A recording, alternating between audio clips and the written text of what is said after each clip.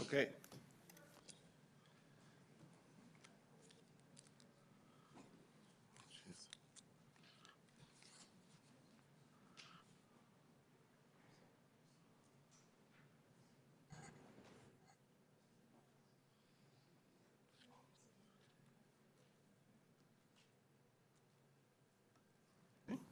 Ready?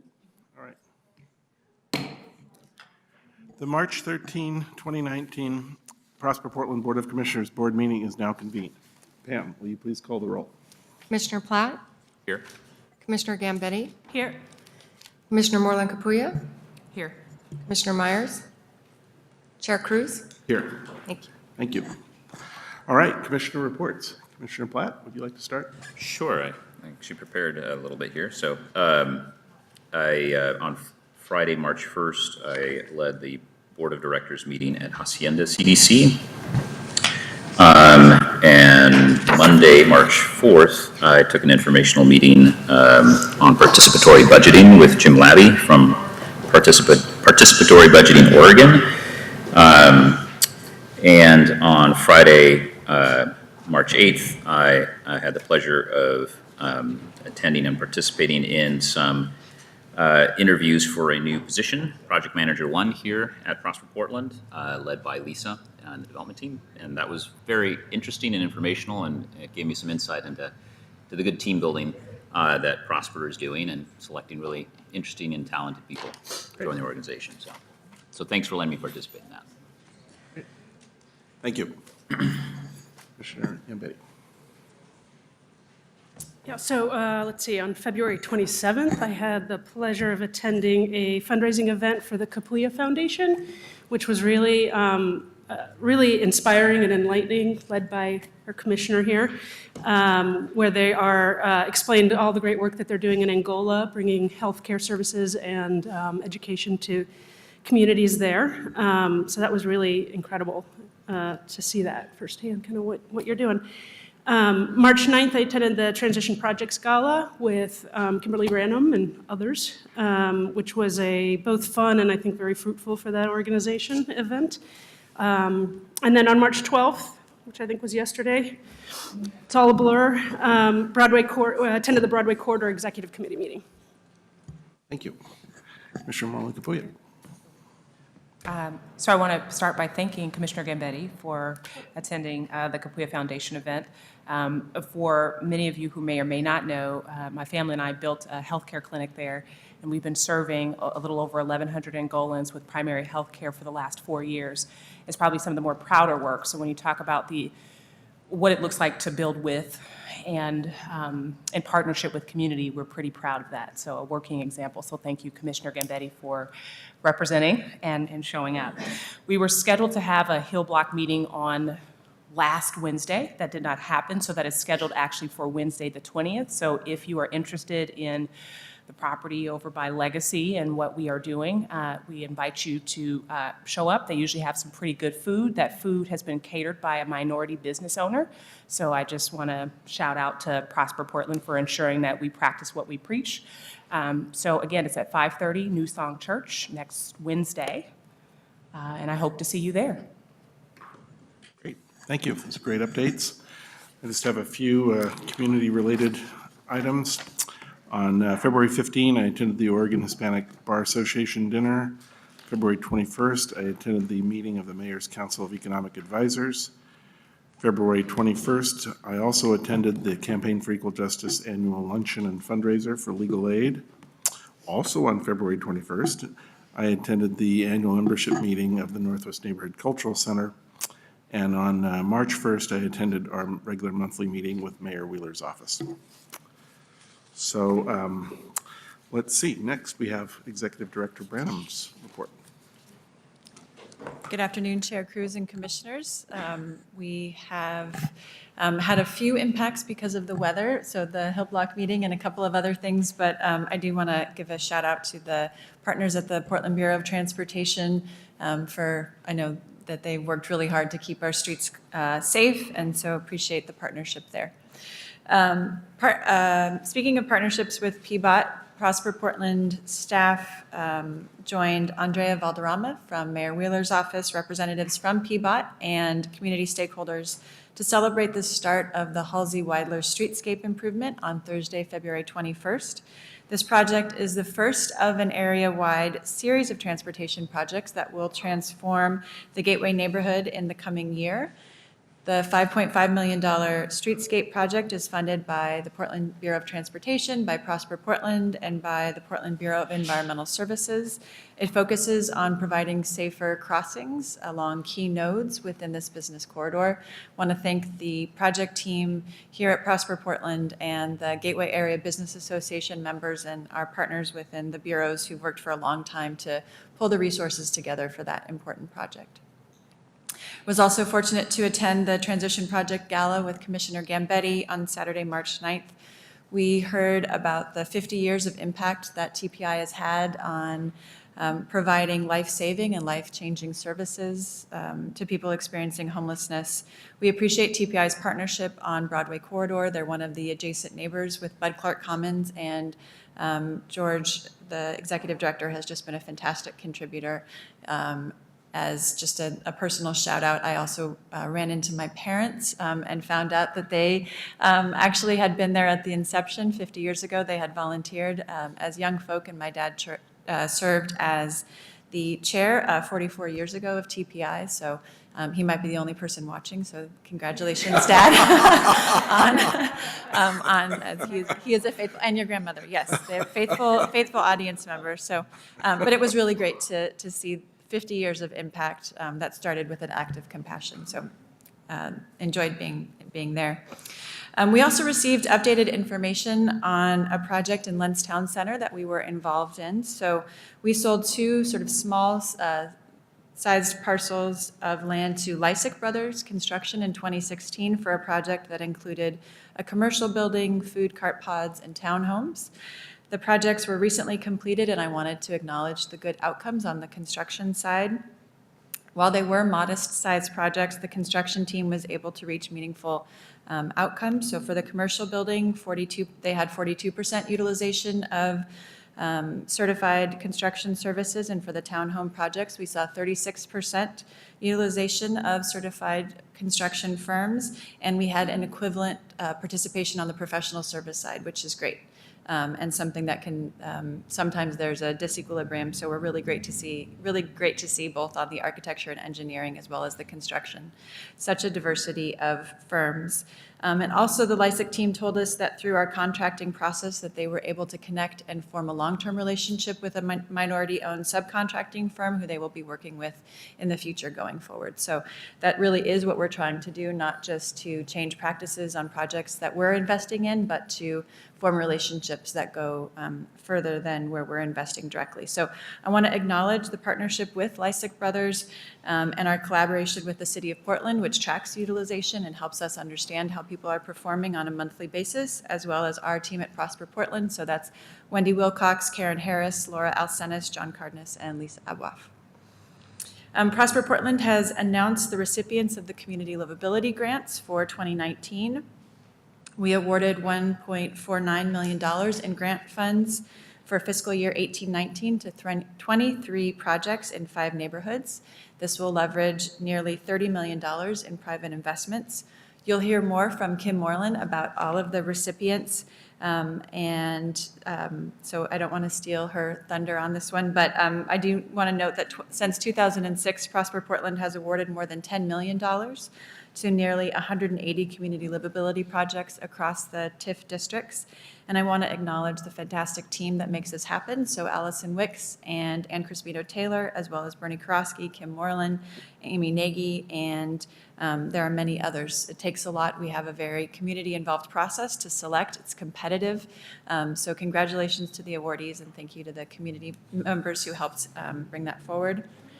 So looking forward, just a couple things. Prosper Portland's partner in the Inclusive Business Resource Network, the Portland Incubator Experiment, or PI for short, will bring a selection of founders from the 20 companies currently participating in its program to the stage of the Aladdin Theater tomorrow, March 14th, for Demo Day. As a reminder, PI is focused on mentoring, nurturing, and accelerating startups here in Portland, and they do outstanding work with a very diverse array of businesses. The event is sold out, but you can still watch it live streamed. You can go to pdx.com for more information.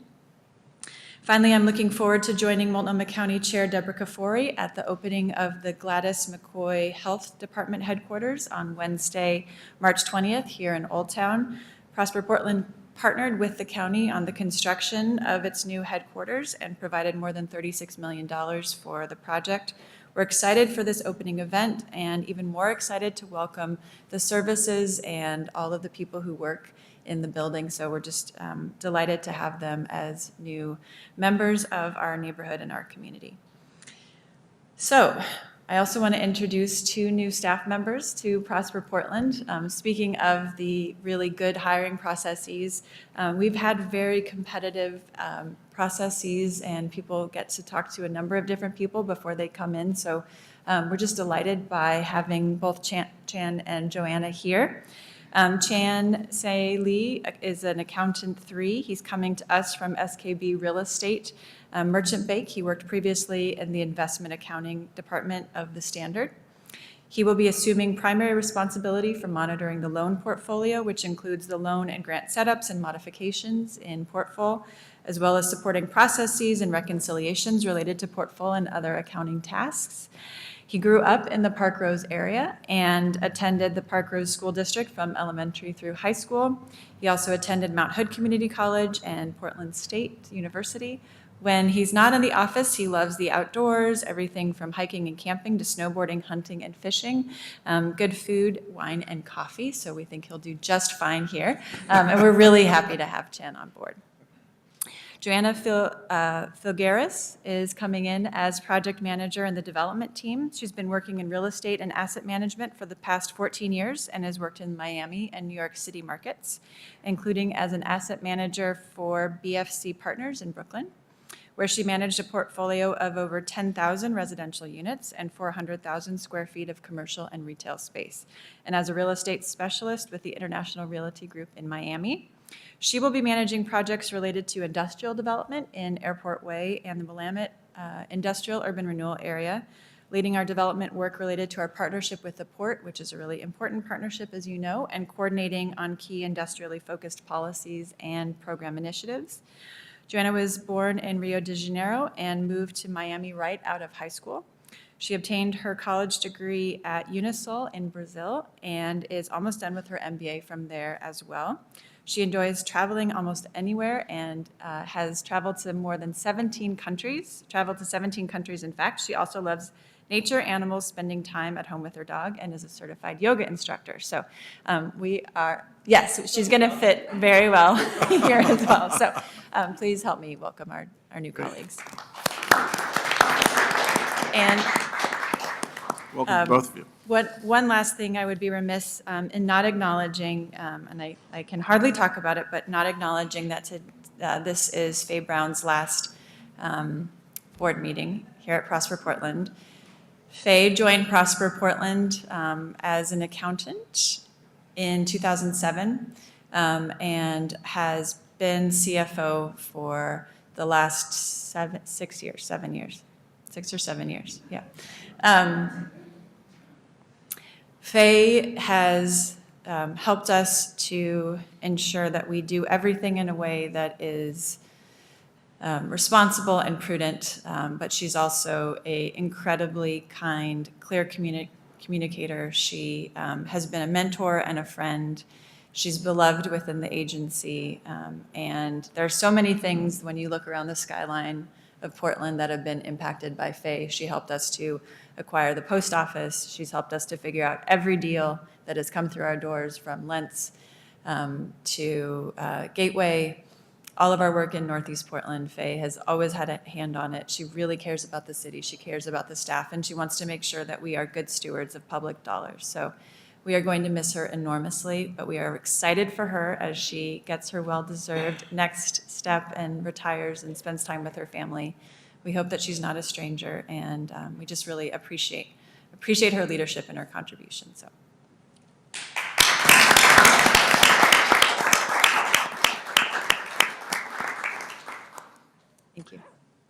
On behalf of the board, I would just like to second that and just say how much we appreciate Fay's leadership and expertise and excellent judgment and consistency over the years. You know, many people don't know that Prosper Portland, and formerly the PDC, has won many awards for the excellence in its public accounting. And that's largely due to Fay and her team and the way that she manages those processes. So we owe her a great debt of gratitude and are really appreciative of your service. So thank you. Any other comments? Okay. All right. So next up, we have meeting minutes. Would somebody like, well, assuming there are no comments, they were circulated earlier, would someone like to make a motion to approve the minutes for the February 13th meeting? So moved. Thank you. Do we have a second? Second. Great, thank you. All right, all those in favor? Aye. Aye. Okay, minutes are approved. All right, next we have public comment. And I understand that there are 3 people here today, all from Lentz. Nick Sovey, Adam Brunel, and Joanne, I apologize, Reese Lucchini, it looks like. Please join us. I'll start. Thank you for your service. I'm Nick Sovey. I'm the Executive Director of Rose Community Development, which has been working to revitalize outer Southeast Portland neighborhoods since 1992. I've served with community-based organizations in Lentz for more than 30 years. Today, I joined with the Lentz Strong Housing team to encourage you to act to preserve affordability and prevent more displacement of people of color and low-income families in Lentz. Prosper Portland has apologized for displacing tens of thousands of people of color and says it has learned its lesson. What we see in Lentz is new anti-racist rhetoric and the same old actions that threaten the homes and businesses of thousands. The Portland Housing Bureau's State of Housing in Portland report documents the effect of 20 years of urban renewal in Lentz. The median home price in the Lentz Foster District has increased 113% in 6 years from 2011 to 2017. This is almost twice the rate of the city as a whole. Rents in Lentz Foster are now comparable to those in Hillsdale, Raleigh Hills, and Sellwood. From 2000 to 2016, median incomes of Lentz Black households have declined from $55,000 to $32,000. The poverty rate sharply increased for Asian, Latinx, and Native American households. The poverty rate for Hawaiian Pacific Islanders is 64%. This experience in Lentz closely parallels the better-known damage from urban renewal in Albina. These are direct quotes from Prosper Portland's own January 2018 North-Northeast Community Development Initiative Action Plan. Many statistics reinforce the case that these communities have not benefited equally from the economic prosperity and growth within the URA. Between 2000 and 2013, 3 demographic groups saw a dramatic decrease in population within the Interstate Corridor URA. African Americans, minus 33%, Hawaiian Pacific Islanders, minus 36%, and Native Americans, minus 25%. Over the same 13-year period, the median income for African Americans fell sharply by 31%, bringing median household income for African Americans in the interstate corridor to $24,322, 13% lower than African American median income in Portland. In the next few months, your commission will be considering the approval of development plans for the 92nd and Herald site in the Lentz Town Center. Portland is 4 years into a declared affordable housing state of emergency. The 92H site is one of the biggest publicly owned properties in the city.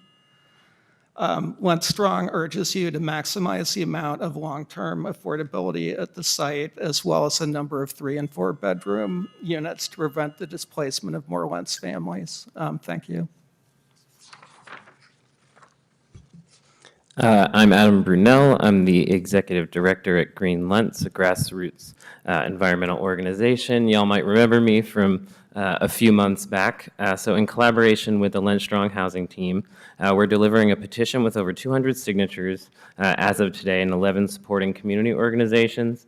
Prosper's approach in Lentz, as Nick alluded to, is resulting in rapid gentrification and displacement. True to the history in Lentz, the recent public process for Phase 2 development has allowed overrepresented populations to dominate the conversation as they have in the past. Prosper wasn't always clear on guidelines for its meetings, and that we had suggested be made public, and they kind of changed partway through the process. I noticed that the focus group participants, who are much more diverse than the wider populations, were not really engaged after the initial focus groups, so the decision-making processes underrepresented people of color who had been attempted to be brought in the process. Our team disengaged from the process near the end because, for one, their questions were being either ignored or not followed up on. We were told that Prosper did not intend to spend any additional money on affordable housing units, and because the parameters of the decision-making out of the gate were very restricted and left a lot of team members with little to no sense of power or influence over the process. When Prosper considers whether to move ahead with the proposed development that you're going to consider, I implore you to elevate the voices of impacted communities who are at risk of displacement. I think you can break this cycle that's been being repeated by prioritizing all remaining URA resources toward anti-displacement efforts as much as possible and maximizing the maximum amount of truly affordable for Lentz residents, family-sized housing at the 92nd and Herald property.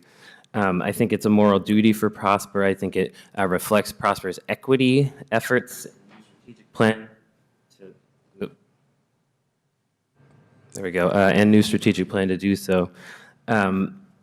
And as a result of Prosper's history of not really prioritizing historically marginalized communities in their engagement in Lentz, there's been a real lack of focus on anti-displacement throughout that history. We've tried very hard to bring historically marginalized voices to the table. This property was kind of awarded to the developer in 2015, and there was a formal negotiating agreement in 2017, yet outreach didn't begin until November 2018 for an agreement that needed to be signed in December 2018.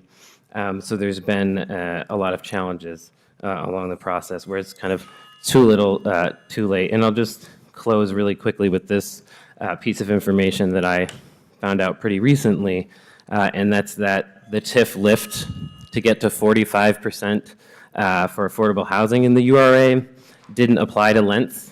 It was, meant mostly for Northeast Portland, and that actually Lentz is only going to get 30% of, and if you look at the Phase 1 development, that bears out, it was about 30% of the money spent was for affordable housing, and this is in the neighborhood that's gentrifying faster than almost any other in the entire state, never mind Portland itself, or compares, not too favorably with neighborhoods across the country that are gentrifying very, very rapidly. So we want to see a robust displacement and equity analysis for this development and for the remaining $10 million that are in the urban renewal area. And I'll close at that. Thank you for your service and for hearing me out. My name is Joanne Reese-Lucchini. I'm a member of the Lentz Strong Housing Team. Our family lives in Lentz. Lentz Town Center Development, 22 years in the making. It seemed to have happened overnight. Boasted an official at the Prosper January 14th community conversation. Herein resides the problem. Only certain people had a seat at the table in planning Lentz's future. And if you're not invited to the table, it's probably because you're on the menu. 22 plus years of historic disinvestment, of city-sanctioned blight, of deliberate depreciation of the livability of a community. Then the promise of urban renewal comes to save the day, and disappointingly, but not surprisingly, doesn't. Lentz pays proportionately significantly higher property taxes, yet we lack essential services. I don't know many neighbors who are prospering, but my neighbors aren't developers and speculators looking for cheap land in a community ripe for exploitation. My poor, and working class neighbors are barely surviving in the midst of stagnant wages and steadily increasing costs of housing, food, healthcare, and transportation. Portland Housing Bureau admitted that many of the renters of the so-called affordable units in Lentz are still paying more than 1/3 and up to half their monthly income on housing. Displacement endangers work and educational opportunities and mental and physical health for already struggling communities. Most of our neighbors are already extremely vulnerable. People of color, immigrants and refugees, low income, young families, seniors, people with disabilities, people suffering from mental illness and drug addiction, transit-dependent people. If asked, our community benefits would probably have included opportunities for mutual aid to our neighbors and to ourselves, but we weren't asked. Or when we were asked, we were ignored. Or were told that we needed to use our tax dollars to attract richer people to our neighborhood, because when richer people move into the neighborhood, then we'll get services. Our engagement was tokenized, held at times that posed significant barriers to participation, or at community meetings that were known to not attract a diverse audience. It remains difficult to ascertain who the decision makers were in this process. Restorative justice for Lentz may be too late, just like it was for neighbors in North and Northeast Portland, where urban renewal meant urban removal rather than urban revival. However, just like Lentz tried to learn from the history of displacement in North Portland, other historically disinvested, blighted neighborhoods slated for urban renewal will now be more vigilant in asking prosper for whom, opportunity for whom. The community is watching, and the community will be watchdogging. Let's commit to accountability and transparency and to not stealing from those who already have so very little to enrich those who already have so much at the expense of those with so very little. Thank you. Thanks very much for coming. We appreciate it. All right. Well, I'd rather not just leave that without some follow-up discussion or some, Okay, we can do that. I just, I mean, I know that we don't, it's not on the agenda, so do we know when any Lentz updates are coming up? Yeah, so Lisa, why don't you come up? I think we are anticipating having a work session on this. So what we have, Lisa and Allison Wicks can talk about the process. Thanks. The process that we've been going through to secure community input, and I think we have a number of different things that we would like to consider, that for the board to consider. So I think we've heard that there's a priority for increasing affordable housing, that there's a priority for having 3 and 4 bedroom units. We've heard a priority for having a plaza space that the International Farmers Market could participate in. And so I think we've you know, there's a lot of input, and we feel like we want to take that to the board to have a work session before we make any determinations. So I think we need to talk about whether that's executive or not, because we need to have that conversation. So what do you want to add in terms of where we are in the process? So starting in November and continuing up through late February of this year, we hosted the 4 language-specific focus groups that were mentioned, 2 community conversations, which were kind of a smaller group, and then 1 large open house and a web-based open house as well. Kind of with the goal of gathering community priorities and for the project and priorities around public benefits for the project. So the work and the petition from the Lentz Strong Housing Team, speaks in parallel with that work as well. And then I would say our next step would be, having a conversation with the board, moving towards a board action around both the 92H and the Bakery Blocks properties.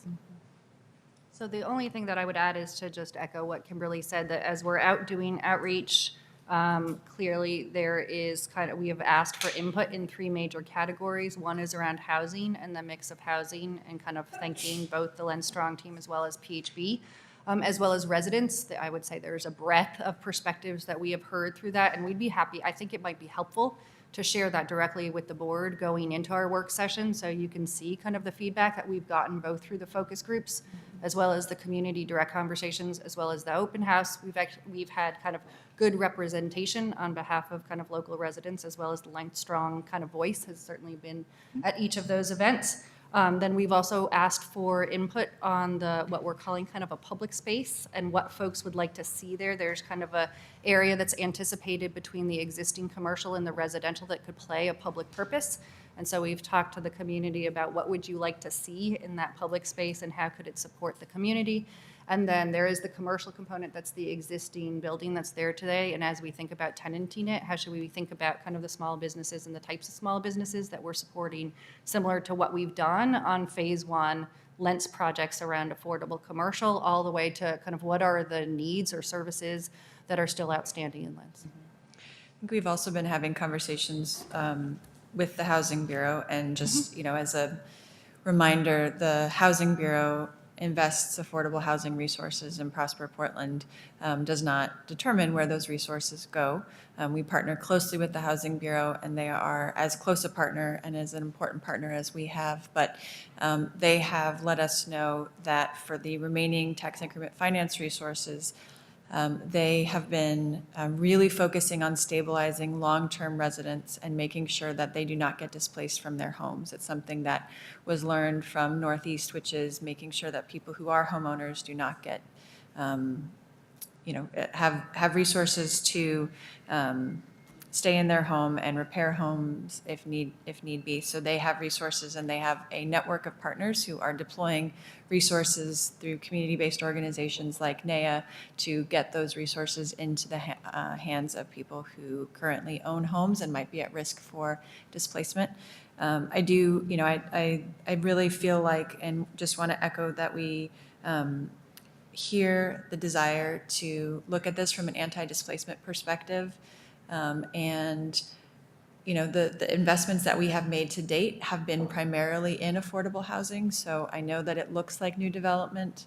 It actually, the major projects in Lentz Town Center have been for affordable housing. Now, there probably are not enough units at 0 to 30%. Those resources are tight, and that is something that the entire city and region is struggling with in terms of how do you find enough resources to support those deeply affordable that require ongoing operational resources. But we are going to be bringing different options forward to the board for consideration, and do appreciate Rose's long-term commitment to Lentz and their leadership, and Lentz Strong and the Lentz Housing Committee for continuing to make sure that we're centering this on the conversation around people who've been adversely impacted.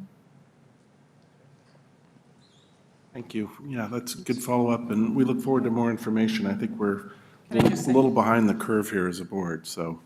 Can I just say one? Yeah.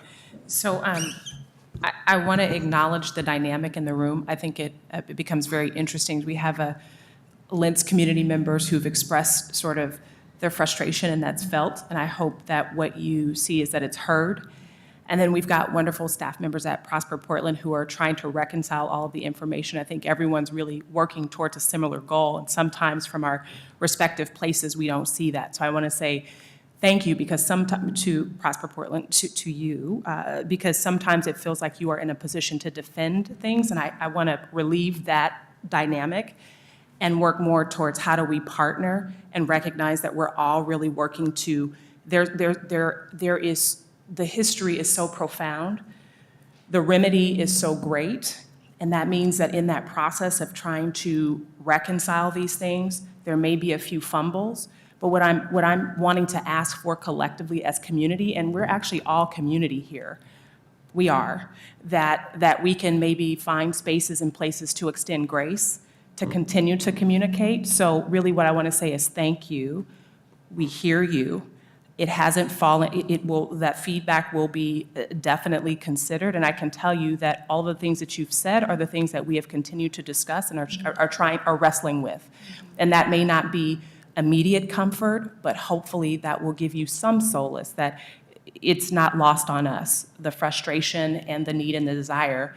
And the Prosper Portland staff has worked steadfast. They've been steadfast in their effort to consider these things. So I just want to kind of shift the conversation a little bit. There's no us against them or you against us. We're all together in this process trying to figure it out.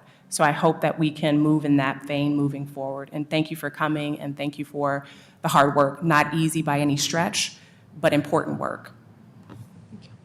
Chair Platt? Yeah, absolutely, 100% support Commissioner Moreland Capuia's comments and perspective. I think the piece, I tend to boil things down oftentimes to small digestible bits. And so one thing that I wanted to note was, pertinent criticism about process and figuring out ways that we can learn from perhaps some of the limitations on that process that were noted earlier in terms of how long that process takes before reaching a decision, and also ways that we involve all the diverse members of the community, some of whom have more difficulty than others in participating for various different reasons. So I know the organization, from my brief stint as commissioner, is very process-driven, and that's something that I've really appreciated about Prosper's work. But as with any process, there's always room for improvement. So I just want to take note of that and make sure that we do a little retroactive thinking in that respect. Thanks for all the great comments. All right, we ready to move on? Thank you. Thank you. Okay. All right, so our next item is a consent agenda item. This is number 6. It's an action item requesting City Council to issue bonds to refund bonds previously issued for the South Park Box urban renewal area and provide for related matters. It's resolution number 7302. Does the board have any desire for further discussion of this? Okay. Would someone like to make a motion to pass this resolution? So moved. Thank you. Second. Thank you. All those in favor? Aye. All right, thank you. Okay. All right, so we're on to the regular agenda. First item is item number 7. This is an action item as well. Authorizing an increase in community livability grant funding to Allen Temple CME Church in the amount of $420,000. Kim Moreland will present today. Thank you, and welcome, Kim.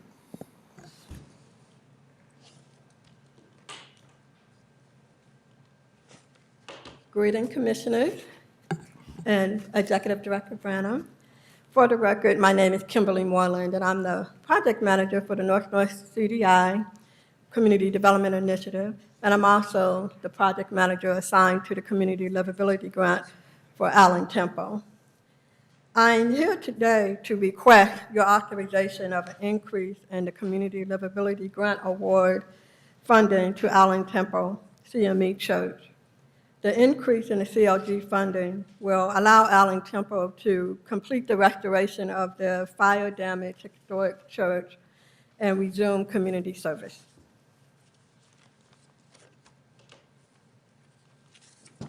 This action delivers on Prosper Portland's strategic plan goals of creating a healthy, complete neighborhood, and delivers on Northeast Community Development Initiative Action Plan goals of advancing community livability and support for nonprofit organizations.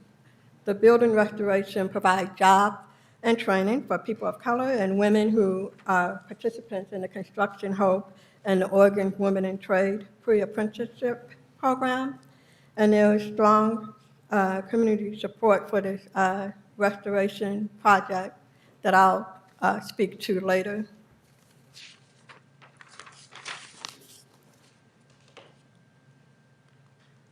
In February 2015, 2 fires caused significant damage to the Allen Temple Church and community space. In 2017, the board approved amendments to the interstate corridor boundary to add Allen Temple. In 2017, Prosper Portland awards Allen Temple with a CLG for the amount of $280,000. Since that time, delays in the construction increased the total project cost. The delays were due in part to funding challenges and changes to the project scope, including water damage in the lower level of the church.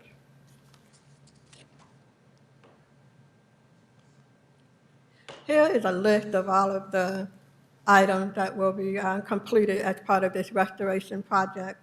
In addition to the items listed on the screen, there will also be a cry room, a sound room, and administrative office will be constructed in the mezzanine.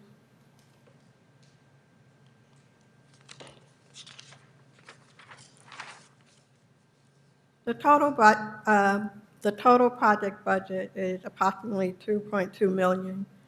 Increasing the CLG award will fill a significant gap in funding and complete this project, which will take 7 to 8 months. And although the project it only takes 7 to 8 months to complete the restoration, it's been 3 years in the making. And if the project is approved, they will be able to continue their community service.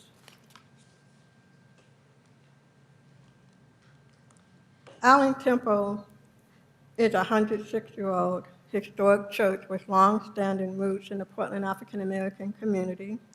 The increased CLG will allow Allen Temple to continue to provide much-needed resource to Northeast Portland and offer community space and restore this historic structure.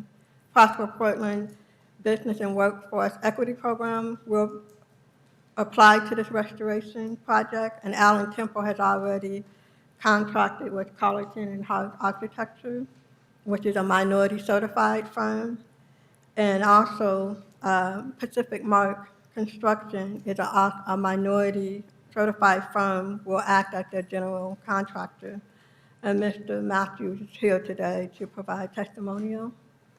As I mentioned earlier, participants from Construction Hope and Women in Trades will be involved in various phases of this construction project.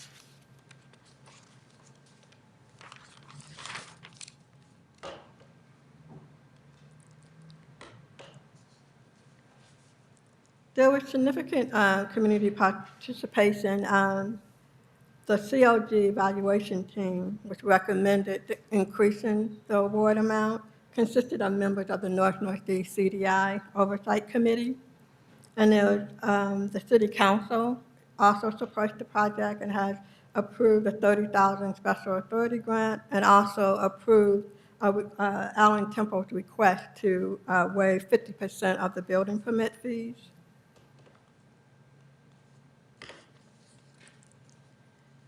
There are adequate funds and resources to support the increased cost. The increase is consistent with the Northeast Community Development Initiative Action Plan and its $32 million budget allocation.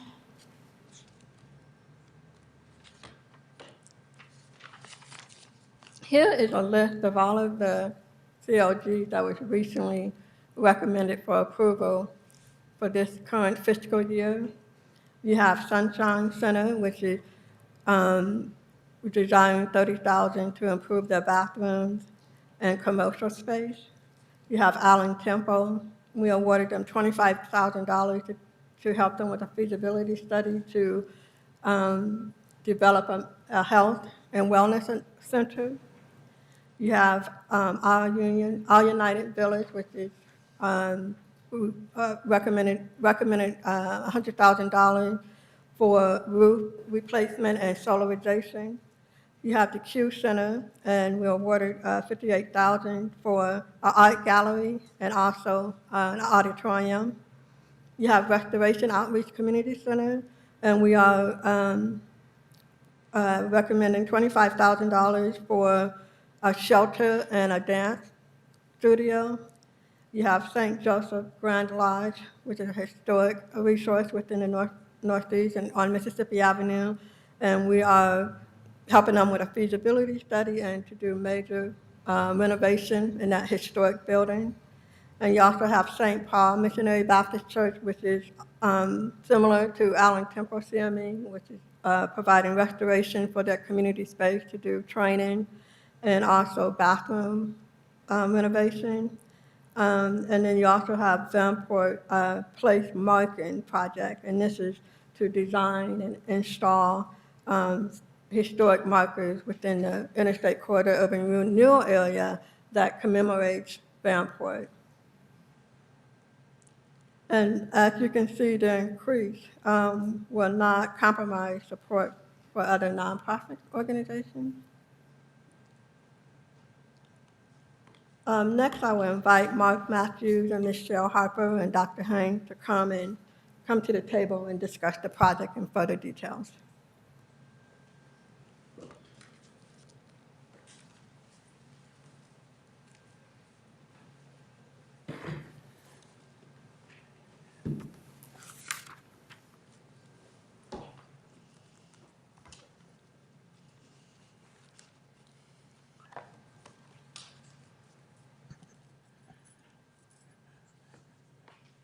To the Honorable Chairperson, Mr. Cruz Jr., and distinguished members of the Prosper Portland Board, I am the Reverend Dr. Leroy Hayes Jr., Senior Pastor of Allen Temple CME and CEO of Allen Temple Community Programs.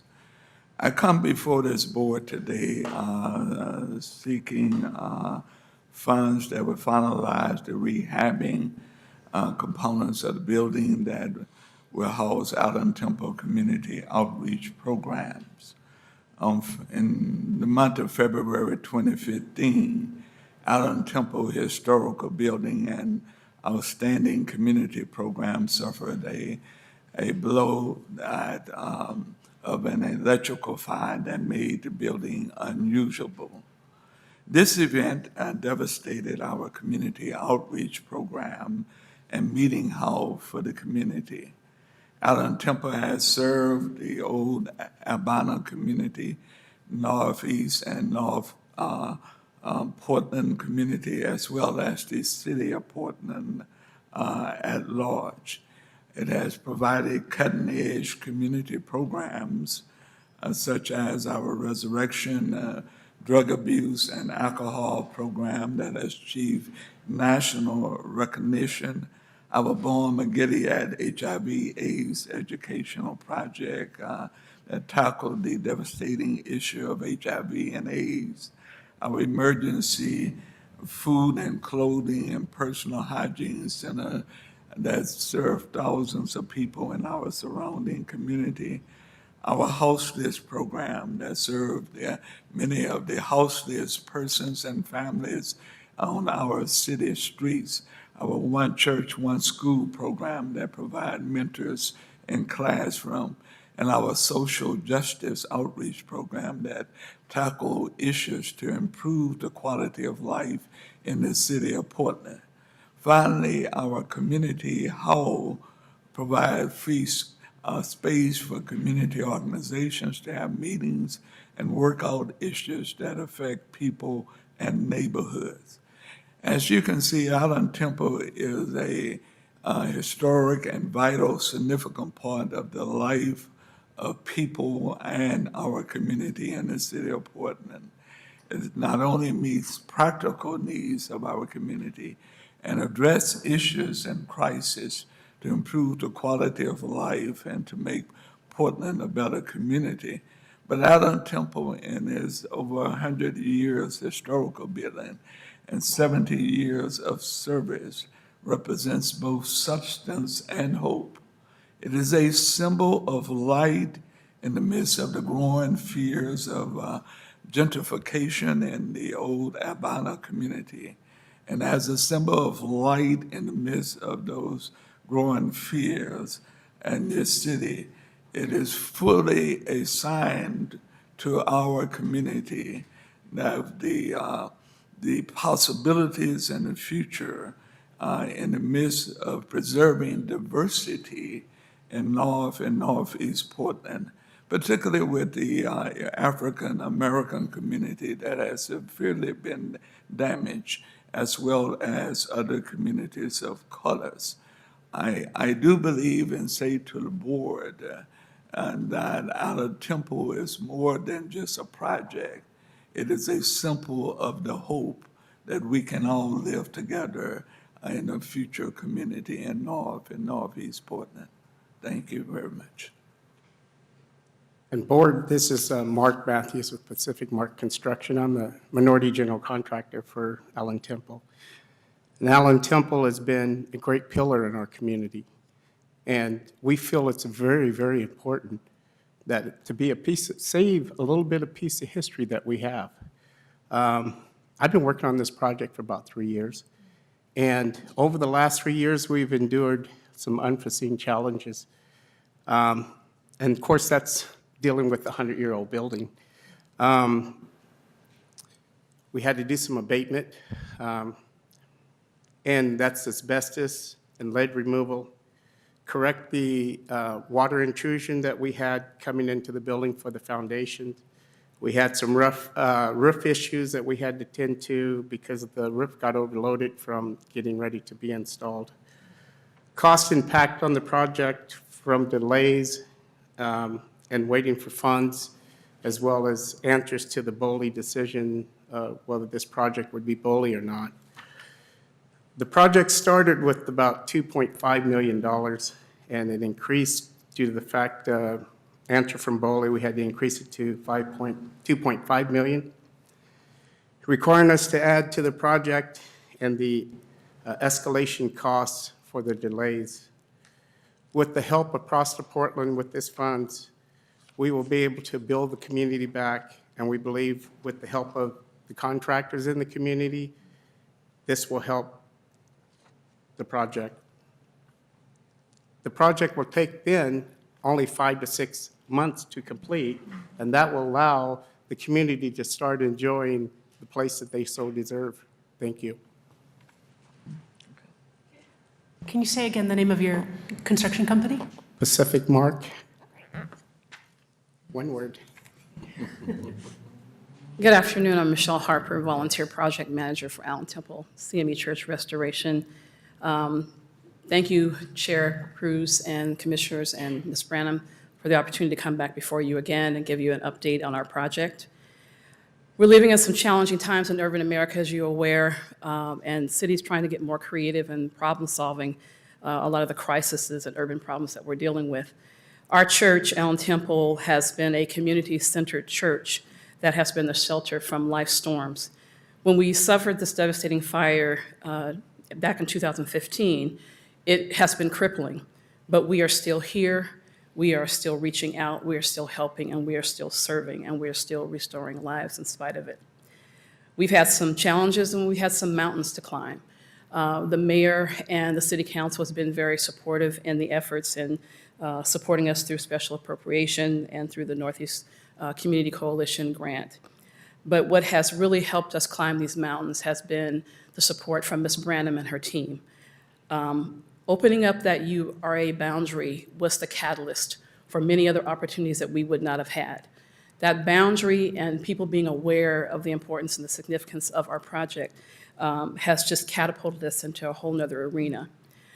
Getting the $280,000 and the consideration to the increase that you are talking about today has made a major and significant improvements with the corporate support, construction community, with Neil Kelly, who has submitted testimony to you this afternoon, Pence Construction, Walsh Construction, Decor Cabinets, just to name a few, Northwest Natural.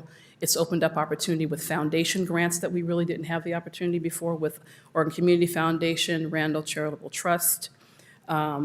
We've got support from community leaders who have their own community-focused missions, people like Kay Turan with Volunteers of America, Nate McCoy with NAMCO, Maxine Fitzpatrick with PCRI, Mary Monnet with LifeWorks Northwest, Dr. Karen Edwards, president of PCC Cascade Campus, Jim Francisconi, who's the vice president of Moda Health. They have their own mission, community-focused mission, but they've wrapped their arms around us to support us completing our goal, our collective goal.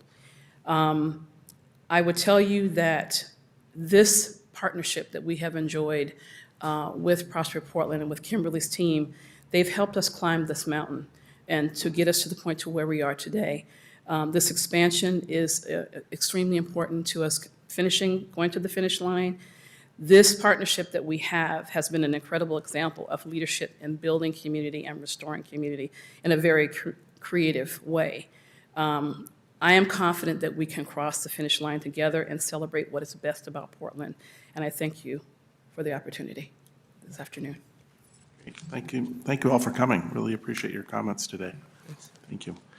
Do the commissioners have any further questions for Kim or anything? No?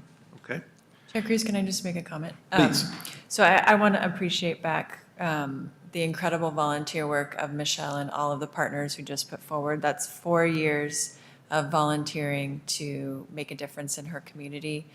We have really enjoyed partnering with the entire team.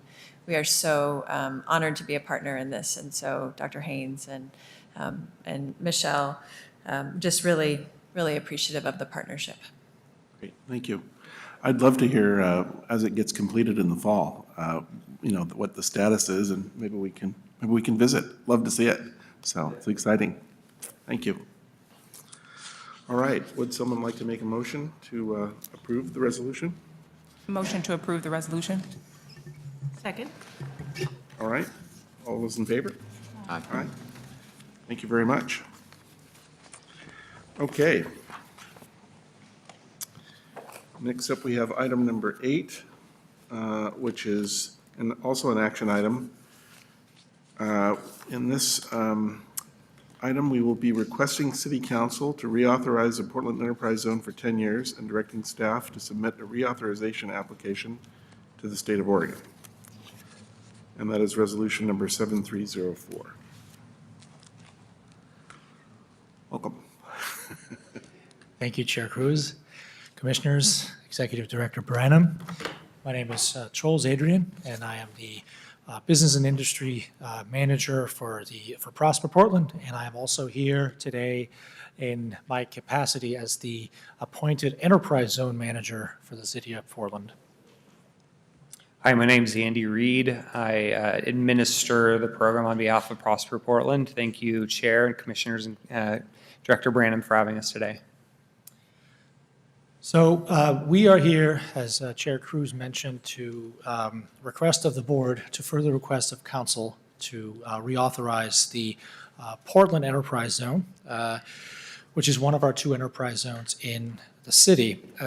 I will provide a very brief overview of the Enterprise Zone program as it relates to state statute, and a little bit of an overview of how we have interpreted and implemented this program since its inception in 1986, and most recently how we have adopted it to our strategic plan since 2015.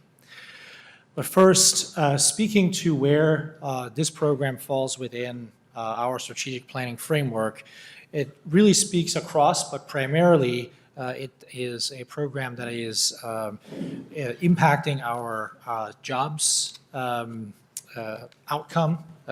It is intended to encourage middle-wage job creation in the city, prosperity around creating wealth, particularly for historically disadvantaged communities, through supporting small businesses, particularly those owned by people of color, and then partnership, as Andy will detail later on.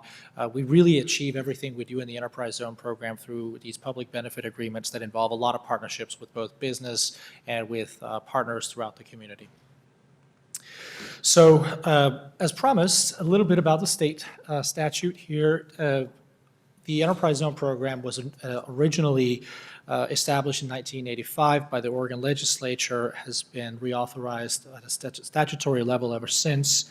And there are 70 of these zones across the state. The program is a 5-year tax abatement on new investment for companies that fulfill certain criteria. And those criteria are determined in part by statute and in part by local communities as they implement the program. What's really important and interesting about the Enterprise Zone program is that compared to other traded sector-focused tax incentive programs around the country, the Enterprise Zone is very flexible at the local level. It allows communities to exercise a great deal of leeway in how they tailor it to their needs. So from a process standpoint, each enterprise zone is authorized for 10 years, and it must be approved by a local zone sponsor, which in the case of the city of Portland is the city. Prosper Portland is designated as the enterprise zone managing agency. The port for that community, so in our case, the Port of Portland, and then the state authorizes the redesignation once the paperwork comes in. So as I mentioned, we have 2 enterprise zones currently in the city. There are some reasons why we have 2, something around how the statute is written. Andy could tell more about that if you all would like. The Portland Enterprise Zone, which is what we're talking about today, was last reauthorized in 2008. And then we have the East Portland Enterprise Zone, which is the one in blue, which was was established in 2012, and we would be back presumably in 2022 for reauthorization of that. It's governed by a policy that you all, as the board, approved in 2017. So a little around the adaptation and evolution of the program. Lots and lots of things to talk about in this slide, but we have a brief amount of time. So what I would really like to focus on in my prepared remarks is around how are we aligning the Enterprise Zone program to our strategic plan, which has been a process led by Andy since 2015. In particular, in 2017 was the big leap where we updated our Enterprise Zone policy to align with the concept of overlaying an equity lens on everything we do. And so we are requiring these public benefit agreements where companies, in exchange for receiving these tax abatements, are committing legally binding way to providing benefits to the community at large. We have since executed 10 of these public benefit agreements, and we've got several more that are actually pending right now. And so it would be, I think, important to note as well that the Enterprise Zone program has been identified as a key resource in the financial sustainability plan for Prosper Portland due to the flexibility of the resources that are there and the way that it supports a lot of our economic development program, which Andy will get into in detail. So with that, I will leave it to Andy to take you through where we are in terms of the public benefit agreement implementation and details of reauthorization. Thank you, Charles. So, the first question that I would get from a business is what's the value to me? And it usually comes down to the financial side. What we've seen, though, is in the markets shifting around corporate social responsibility, business needing to be good corporate citizens, there is a desire and an interest not only in a tax incentive, but also in having a place where a company can land and do those kinds of things and have that kind of way of being a business that resonates really well in the communities that they serve, where they sell their product and who their employees kind of seek in terms of a business. So the value back to the business, we really are kind of looking at two levels again. One is the value of the five-year property tax abatement. So how this works is on a $10 million investment. Let's say somebody buys a piece of machinery. The tax liability will be approximately $1 million over 5 years, and that's what they save. So there's some true dollars on the line here for a company that's making significant investment. Again, though, the flip side of that is we are seeing that companies have a desire and an interest in changing their business culture, changing how they do business, and feedback we've gotten from site selectors around the country and from others is that this is really the ethos of what Portland should stand for, and it fits within our image and our brand as a city. And so we're attracting businesses that care about this. We have a very significant B Corp movement, for example. A number of the E-Zone companies are also B Corps. And so there's a good nexus between these worlds here. Back to the community, kind of as a high-level way of thinking about this, we sat down with the taxing jurisdiction partners, almost all of them about 3-4 weeks ago, and one of the exercises we did is we put our mission statements all in front of us and said, how do we align around economic development? How do the schools, why should the schools care about this? Why should the port care about this? How about the county? And what was really interesting about that conversation is it allowed us to see that we have significant alignment, and sometimes it's good to stop and just kind of pay attention to that. An example of how that's worked practically is we have, a couple years ago when we were designing our public benefit agreement process, we hosted a meeting with all of the high schools in the city of Portland and in East Portland, invited everybody to say, what are your pain points? What would you like to see? How would you like us to engage business with your community? And have that be the community-driven process of designing and organizing the public benefit agreement menu that we all created and that you approved. And so that was a really good example of alignment. With TriMet, for example, we have a bus pass requirement where companies who have large tax incentives, the larger side on more than $1 million, they have to provide that transit support. And we've seen ridership go up in companies that have chosen to access the tax incentive, have also brought that in for their employees. So it's a benefit back to the employee, for example. And it really is creating an image where our business community and our neighborhoods are starting to work together in ways that we were hoping would happen and is actually happening right now. Out of that, we've had some great feedback from the Brookings Institution, from site consultants, like I mentioned. We've been getting phone calls from cities across the United States asking us how we've done this work in economic development, kind of in the face of the Amazon headquarter site selection process, where it was, what can we get from you? The question that thankfully Kimberly and others around here basically said, what are you going to do for us? That's kind of, as I perceived it as somebody on the ground, that perception of wanting to make sure that the business is going to be a good corporate citizen, and this is really where we're trying to go with this. So in terms of the activity, since the program, or since the enterprise zone was established 10 years ago, we've had 90 different projects. 53 of them are currently active. Back in 2010, our contracts were 45 pages long. So that was not accessible to small business. We've shrunk those down to a reasonable size where small businesses can access the program as well. Now a third of them are coming in are small businesses, which is a much better number. We like to see that. And so that's what we're seeing in terms of activity. And when we think about small business, the terminology where kind of the threshold we use was about 50 employees or less is the number we were kind of leaning on there.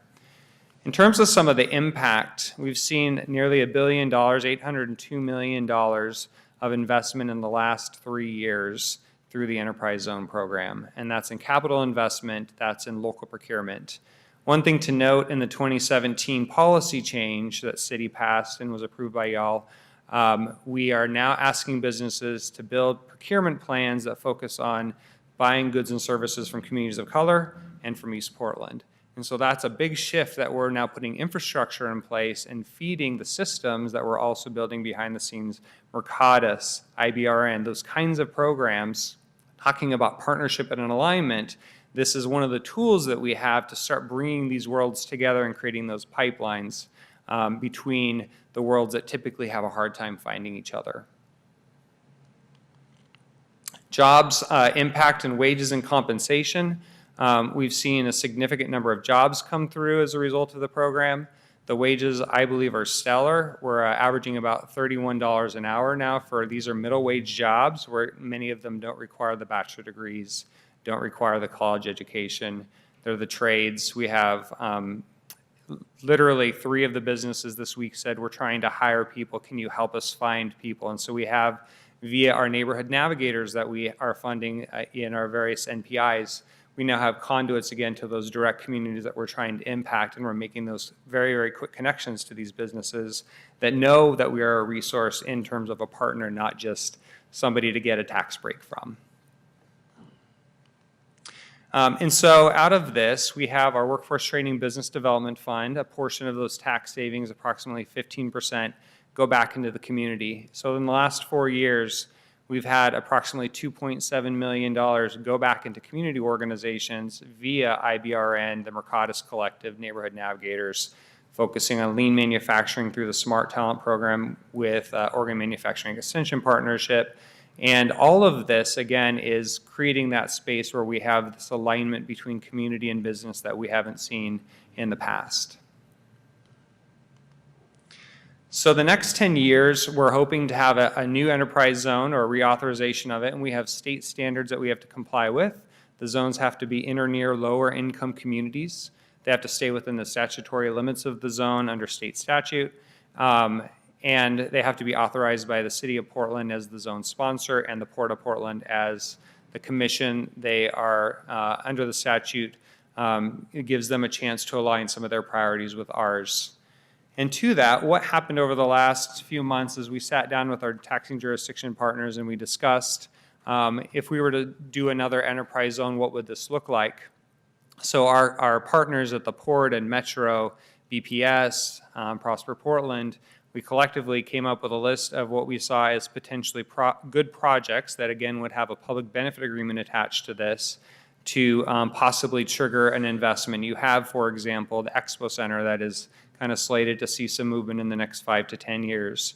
You have a lot of activity as the Port of Portland is trying to figure out how to realign its industrial lands to become more productive as we have a shortage of industrial lands in the city. So there's that alignment of our partners. This is how we came up with the list of the current things in addition to the state statute requirements on how you design a zone. So today we're here to request that you ask us to go to City Council to request an authorization. It's a request for a request to Business Oregon. It's a little bit silly in kind of how it's described, but that's really what we're here for today. And hopefully what you got from this very brief conversation is we've really taken a program that was very static 10 years ago and was really a transaction-based program and tried to design it into something that was going to produce equity at the heart of it, and that comes into the form of various public benefits. So it's really become a very innovative, strong program where the community is driving what businesses do. The community is designing what those things look like. And then we're going back to the community, and as we have those partnerships with the schools, they can be honest with us and say, this is working, this is not working. And we have the ability to flex our muscles differently with the schools, with the businesses to align those things together. And really, this is kind of one final comment this evening. There's an event, Portland Means Progress, the launch of the Council of Economic Advisors, and a number of others have raised up this idea of having business community join this conversation regardless of tax incentives. And the work that's coming out of the CEA at the mayor's office and others is really kind of modeled after some of the early learnings that we've had here, as well as a number of other projects we've done through Prosper Portland. So I think that's all we have for now. Great, thank you. Questions, comments? Maybe go back to that last slide. Just question is this final in terms of the proposed amendments? And were there any other key sites maybe that were under discussion that didn't make the map? In the airport area, the port had a handful of other properties that they were interested in us considering, but it would push us over the statutory limits for the 12 square miles. So the opportunity would be in 2022, if we wanted to bring that into the East Portland E-Zone, we could do that. So that was the one that we said no to at this point. And in terms of a final map, it's not final until City Council takes action. So there is, at this point, still opportunity to make amendments to this. Thank you. Quick question, if doesn't need to be provided now, but if you have some information for the E-Zone participants with all the growth that you've seen in participants, what the demographic breakdown of new employees looks like. In other words, how many of them are employees of color coming from communities that have historically not had pipelines into these types of jobs, that would be helpful. Yeah, so that's one of the questions we've been noodling on for a while, trying to figure out how to ask companies to provide demographic data. You're bumping up against all kinds of HR-related issues, and so that is something that we're thinking through and trying to figure out on the back end, how can we find that out? If we work through nonprofits to place jobs, how can we get the data that way? But it is something that we're thinking about and looking at, but we do not have the data at this point. Other comments? All right, well, thanks very much. It's a great program and appreciate your good work on it. Thank you. Thank you. Sorry, just if I might, I just want to appreciate Andy for his leadership on this program. So he's kind in sharing the kudos or the appreciation, but Andy's had a lot of leadership and has had a lot of really important conversations with community partners and businesses to talk about how this can be mutually beneficial. It's a great example of living into the strategic plan, so I want to appreciate Andy and the whole team that has been innovating on this, and so just want to recognize that. Thank you, Kimberly. Great. Thank you. Okay. All right, well, if there's no further discussion, then would someone like to make a motion to approve resolution number 7304? So moved. Second. All right, all those in favor? Aye. Okay. Great, thank you. Okay, our next item is item number 9, which is also an action item, approving a contract with Safeguard Security, Inc. for properties within the Broadway corridor. This is resolution number 7305, and Amy Edwards and Ember Breckenridge will join us. Welcome.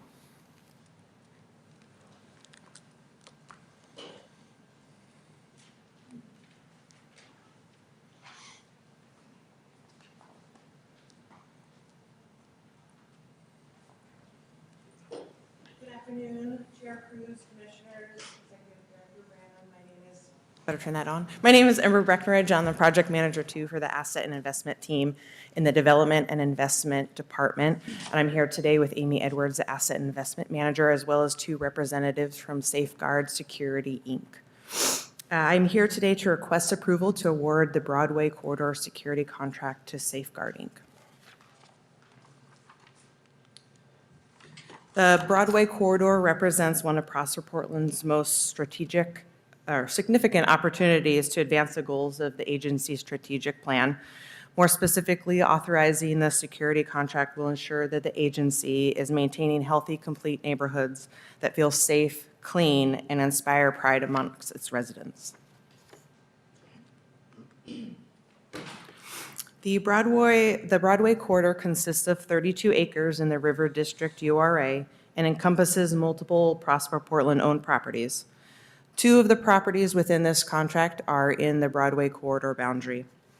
The post office is a 14-acre site located at 715 Northwest Hoyt Street and is the site of the former U.S. Post Office Processing and Distribution Center, and now only houses the retail counter and the post office box counter. Block Y is a 25,000 square foot public parking lot adjacent to Union Station that offers daily and hourly parking. And the Station Place garage is a 5-story public parking garage located just north of the post office and Union Station and offers hourly, daily, and monthly parking and overnight parking as well. While the Station Place garage is not within the Broadway corridor boundary, it is within the security patrols, and staff believe that this is a major component of this contract, as well as of the security of the asset in the neighborhood. Between April 2018, when the new post office facility at Northeast Cornfoot was completed, and the January 2019, when the post office had dismantled and relocated all of its equipment, the post office was responsible for all the security on site with its hundreds of employees that were there 24/7, 365. On February 1st, 2019, the post office initiated their retail-only option, which meant that Prosper Portland was now responsible for all maintenance and security of the site. Block Y and the Station Place garage were both part of a larger Union Station acquisition in 1987 and were later improved for public parking. We recently, in 2018, in July, added these 2 properties to our overall city center parking master parking agreement. And after execution of that agreement, City Center Parking performed a property needs assessment on all the properties, and specifically Block Y and Station Place Garage, citing more robust security was needed on those 2 properties.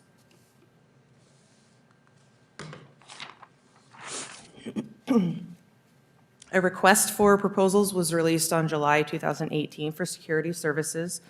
We received 5 proposals, and the evaluation committee identified Safeguard Security, Inc. as the most qualified firm to provide security services for Prosper Portland assets.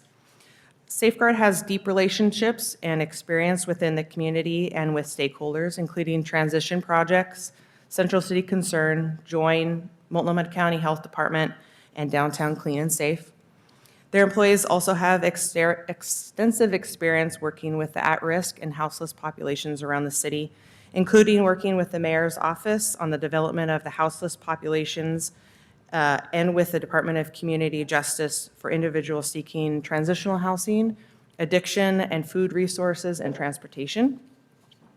Safeguard is also a locally owned, family-operated, certified minority small business with a high percentage of employees who are people of color. They are also committed to the promotion of equity by utilizing other certified minority small businesses for their subcontracting of their site trailer, fencing, and their porta potties. All of the guards receive training in communication and de-escalation techniques through the State of Oregon Department of Public Safety standards and certification training. They also teach a verbal judo training, which is a communication style that prevents potential conflicts from escalating. As a family-owned business, Safeguard prides itself on making mentorship, coaching, and conflict resolution a common practice in their workplace as well. As the post office continued to move their operations off-site, Prosper Portland staff recognized that additional security presence would be needed on-site. With the post office approval, since they were still in their control of the site until February 1st, Prosper Portland entered into an interim contract with Safeguard to patrol just the exterior perimeter sidewalks of the post office. This would give Safeguard an opportunity to establish or to get acquainted with the property in the neighborhood and establish a presence around the area before the post office initiated their retail only. On January 1st, Safeguard started 24/7 patrols on the perimeter of the post office site with 2 guards patrolling the 1.6 miles on foot. The patrol route for the exterior patrols bordered Block Y and the Station Place garage, with the recommendation of city center parking to increase the security on those 2 lots, and Safeguard already patrolling as part of their interim contract. Prosper Portland staff saw an opportunity to consolidate security efforts in that area. As of February 1st, Safeguard has employed 18 total employees, guards for the site, for all 3 sites, for Station Place Garage, Block Y, and the post office. These patrols are 24/7 with 4 guards at all times, with 8-hour shifts during the weekdays and 12-hour shifts during the weekends. The guards change locations and rotate the frequency of their visits to all the sites in order to keep the flow moving on all of those areas. We expect that this level of patrolling will continue at the execution of this 3-year contract. Prosper Portland has an interest in ensuring that the agency's own projects provide opportunities for State of Oregon certified firms. Additionally, the Broadway corridor has its own goals of promoting social equity, reducing disparities, and extending community benefits through affordable commercial space, workforce training, and contracting opportunities. As a certified minority-owned firm with 50% of its employees identifying as people of color and/or women, Safeguard meets the broader agency and Broadway corridor equity goals. For this contract specifically, there's also a representation of 50% of the guards identifying as people of color and/or women. This contract represents a significant step in the growth and evolution of Safeguard Security as a security contractor. I'd like to thank Safeguard for coming in today and appreciate their efforts so far. They've made a huge impact in the area, and we've heard from various stakeholders around the neighborhood, Union Station, City Center Parking, who manages the garage and Block Y, as well as from the post office and just the neighborhood in general, that they've been doing a great job in really making relationships in the area. So I'd like to bring Baruti Arthuri and Hassan Arthuri up now to just say a few words. Great, thank you.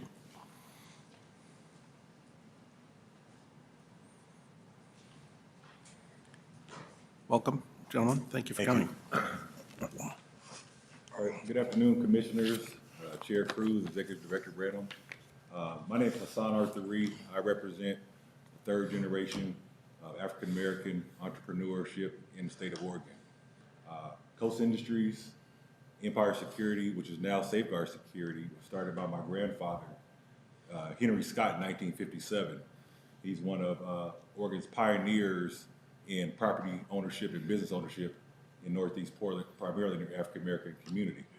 Our company has provided facility services and security services for some of the largest property owners in downtown Portland since the 1970s.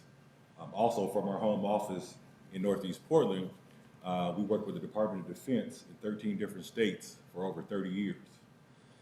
This project, the Broadway Corridor project, really allowed our family to continue the legacy and dream my grandfather had over 60 years ago.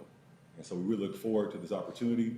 We're taking a lot of ownership, a lot of pride in this, they're doing a great job, and we actually look forward to working together. Mr. Chair, Commissioners, Executive Director, we do thank you for this opportunity to be here with you. I'm very excited about this because, as my son said, he's the 3rd generation African-American entrepreneur here in the state of Oregon. He has 4 sons, and we're already anticipating that they will be the 4th generation of African-American entrepreneurs here in Oregon. And he has basically said it all. Since we've been at this job site, we have really made a positive impact in this area. As we've got there, we dealt with a lot of campers around the perimeter of the site. We've been able to really keep the campers moving, and if you drive by there, you'll see not only do we not have campers around the perimeter of the site, but the area is very clean because to the credit of Prosper Portland, they've brought in a contractor to make sure that we don't have a buildup of any type of trash in the area. And it's the old broken window theory that once a window's broken, the community will tend to deteriorate. But by staying on top of any of the debris that's in the area, maintaining a strong security presence, getting to know the people there, and some of our guards, they know people by their first name. They even know the names of their animals. And people respond, and it's been so far a good relationship. Our people are well versed in communication, de-escalation, and as pointed out, we really haven't had any serious incidents. It's going to get very interesting, though, when the construction starts, when there's a lot of equipment and there's a lot of materials on site. We know, because we've done a lot of work for a lot of major firms. We're currently doing security at the convention center. Hyatt Hotel that's under construction right now. We've been working with Portland Public Schools on their major high school renovations of approximately $100 million each. So we really do appreciate this opportunity. I also would like to commend the Prosper Portland staff.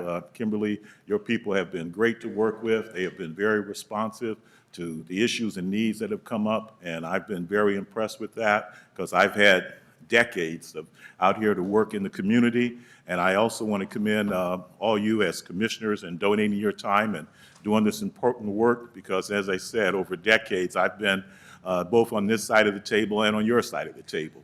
So we do appreciate it, and I didn't even plan to say this much because my son said it all, and I just enjoyed listening to him talk most of the time. Any questions? We'll be happy to take any questions too. Questions, comments? Thank you for being here and for offering these services. I think it's we all see the need. I'm curious, as a small business owner myself, just a little bit more about your employment practices, the diversity of your employees, company-wide and also on this project is commendable. I'm curious, without divulging too much of your proprietary business information, what the starting wage is for one of your security guards? Yeah, we are $14 an hour for the security guard, $16 an hour, up to $16 for the supervisor, and up to $14 for the first year. And we increase that $1 an hour each year of the contract. Okay. And just as a base wage, and then benefits are? Well, we have a paid time off program, a PTO program, where the employees accumulate 1 hour for every 30 hours that they work. For paid time off, for illness, or anything else. And we've recently introduced an AFLAC income protection program that is employee paid. And so we're continuing to explore other areas. We'd like to be able to offer benefits, but we haven't gotten there yet, but we do see that in our future. Okay, thank you. Other comments? Yeah, Ember might have explained this, and I might have missed it, but you guys are providing the services now? And so you're going to go to 4 people 24/7 at any one time? What are you doing right now? How much? We've already started. It's the same? 4 people 24/7. We started February 1. Okay, it was at that same level? And how far does Clean and Safe come close to this? Like, is there any other patrolling going on near here, like the TPI property or Clean and Safe? How far Clean and Safe comes? I could speak to that a little bit. We have, in the area there, the other patrol company we've seen has been Pacific Patrol, and they had a contract to patrol Station Place Parking Garage. And you may know that's a 5-story facility. And when we started patrolling that, we encountered them somewhat infrequently, but they were also patrolling that. There's really no other security firm that's been assigned to the area. You have G4S, who works inside of Union Station, They basically take care of the inside of Union Station and the area right outside of Union Station. We have developed a great working partnership relationship with the guards internal to Union Station. Pacific Patrol, we've encountered them in the parking garage. Their contract with the city expires tomorrow, March 14th. After that, we'll be exclusively patrolling the parking garage. And I mentioned the parking garage because as we took over, that parking garage was an area that cars were being broken into almost every other night. And when we first looked at this, we were going to do an hourly patrol. And when we started that, we found out in between the hourly patrol, people were coming in, prowling cars were being broken. And we made a decision on February 27th that we're just going to post up a security guard there 24/7. So we now have a security guard. We've not had a single break-in. Since that's happened, our guards have taken great pride in the fact that we've had no trespassers. We're able to observe the entry points. We put additional signage up in place. We've maintained a strong visible presence, and that's the main thing you get when you hire an unarmed uniformed officer. What you're buying is a visual deterrent, number one, and someone who can observe and report. And I'm really proud of the guards we have. As mentioned, 75% of our staff is made up of women and people of color. Yeah, thank you for being here.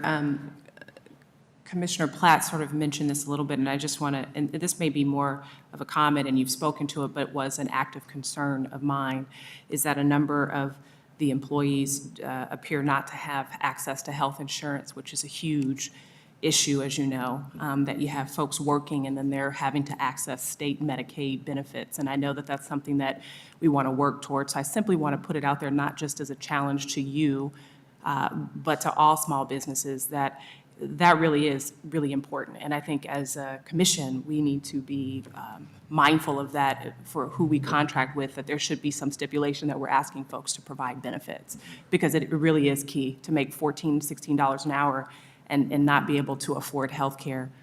That's a problem. And maybe not use the word problem, but that's a challenge. And I think it's a universal challenge, but I just want us to actively think about that. So it's more of a comment, not something that you necessarily need to respond to. Yeah. Question I do have, though. So you mentioned the words de-escalation training and the state police training, being the ones to be the trainers. That sort of sent up a kind of a question, several question marks in my head to just sort of ensure de-escalation is really, really important. So that's one part of the training. I'm wanting to know other forms of training. You mentioned verbal judo, which is interesting because you probably know the Japanese meaning of the word judo, right? Gentle way. But it also means learning how to fall well. But the thing is that people actually fall. We want to prevent falling. So I'm just wondering what additional sort of maintenance training you have for the officers, because it is a pretty complex, it's a hard environment, but important. Those interactions are rich, and so what type of maintenance training are you providing your security officers so that they can continue to be able to pull sufficiently from those tools to do the work? Right. So again, so it's not police training. It's the Department of Public Safety and Standards. Oh, I know. Which is required for all security officers to have in the state of Oregon, which really teaches the officers kind of the basic techniques of unarmed security and how to approach a situation so that it doesn't turn into something bigger. We incorporated, in my previous job, I was the supervisor for the Portland Park Rangers, did a lot. I became a certified instructor with the Verbal Judo Institute. And so we started introducing on this project a lot of the verbal judo techniques, because we know what type of environment it is around the post office and what kind of skills we believe our staff need to have so that we don't escalate situations. They have the ability to calm a situation down and also protect themselves and the other person without having to use any type of physical force, because we definitely preach to our staff that we are hands off. We're not trying to put our hands on anybody.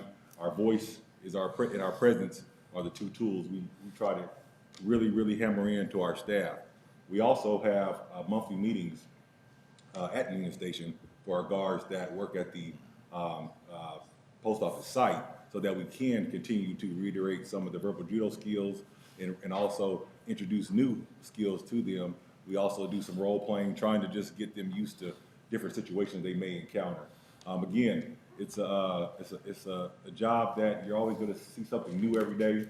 Our guards call us daily with new situations that some of them have been working for us for over 10 years, and they're like, wow, this is a very active area, and 4 officers definitely is needed out there each shift because there's so much activity, there's so many things they encounter. We want to make sure that they have the support from their coworkers as well as us to make sure they have everything they need to perform on the job well. So we just continue to give them as many skills as we can, and we also talked about actually having one of the verbal judo instructors come in from the national office to really work with us, and so we've been talking about that.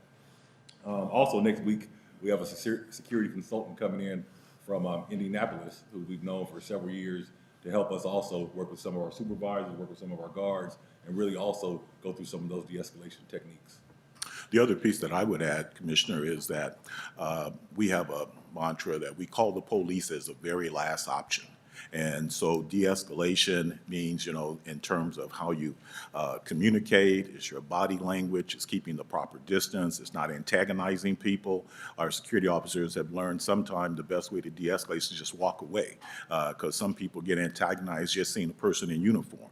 You walk away for 15 minutes, you come back, the person's calmed down, or they've already left the scene. So we do a lot in that area, and as my son mentioned, the Department of Public Safety Standards, they do a 14-hour training course that is required for all certified security officers in the state of Oregon now, and there's a major piece of that, about 3 or 4 hours, is just spent on communication itself and some of these same techniques. All the officers receive that, they have to be certified, and then we do the additional verbal judo, and we take the approach to call the police at the last, as a last option. And I also just quickly want to say about the benefits part of it, that our family business that we were in that is now 60 years old has been a union company that offered benefits probably since the 1970s or 60s. It goes back that far. So we have, on the other side of our companies, we've offered benefits, we've been unionized, and we, both in and out of state, we have done that. And recently, this current security firm has just started to really grow. And now with the advent of this contract, we recently have met with SEIU and talked with them about signing on to the responsible contractor pledge and looking at the option of benefits. And so we're having an ongoing dialogue with them because we feel the same way. We want to see our employees to have some type of benefits. Yeah. Okay. Anything we can do on behalf of Prosper to help support that, please let us know. Okay, great. Well, the one thing I will say on that point, I'm glad you said that, because the reason issue is competitiveness. And as we've met with SEIU, we said for us to now step into a contract that's going to offer benefits, it's going to increase the cost of our services to make that happen. And said if we do that, we will have to come back to the table at 6 months, 12 months and say, hey, we want to offer these benefits. Here's the additional cost. So we may be in front of you for an amendment to our contract in order to accommodate that. You mean here? Here, yes, here, yes. We'll do whatever you want. We'll be happy to discuss that. So, all right, well, thanks very much. We appreciate your great work, and this is a very valuable asset to us, so we really appreciate the good work. And Great. I want to learn the verbal judo techniques, too. As a lawyer, that could be very helpful to me, so I look forward to that. They work great with your kids, too. Yeah, okay, yeah. Oh, in fact, yeah, great, he's right there, so. Thanks a lot. Okay, all right, so now I think, are there any more comments or anything? If you don't mind, I just want to follow up on Commissioner Gambetti's question about clean and safe. I looked at their district, and it's just south. So the post office, it's just south on Hoyt and just east on Broadway. So it doesn't circle the full parameter of the post office or the other sites. So we do employ our own management company, which is, again, a small woman-owned certified business for garbage pickup. Great. Okay, well, if there are no further questions, would someone like to make a motion to approve resolution number 7305? Motion to approve. Thank you. Second. Thank you. All right, all those in favor? Aye. Aye. Okay, motion passes. Thank you very much. So now, I think we're going to take a very short break. Do we want to do that? We're not done yet. Ah, sorry. Okay, good. I apologize. I Thank you. promise I'll be brief. Okay, thank you. No problem. Thank you. Sorry. My name is Amy Edwards. I'm the Asset and Investment Manager in the Development and Investment Department, and I want to give you a brief update on the U.S. Postal Service site holding costs and retail relocation. Since you just approved a very large portion of our holding costs, I want to fill you in on the rest of it. What you're looking at is a 5-year projection based on information that we have. As Ember mentioned, the USPS activated its retail-only option as of February 1st, and now we are in mid-March, and we have since taken over the responsibility for the bills associated with the holding costs of the USPS facility. What you see before you is the latest information, and we're continually getting new information every day. It's a mixture of estimates based on actual invoices received, as well as contracts signed and executed, as well as a contingency line item, which is 5% of the foregoing expenses. In fiscal year 1920, we have an estimate of $1.3 million, which is roughly $110,000 per month. That declines each year, primarily because as we take possession of the building and actively manage the expenses, we believe that we can bring those expenses down.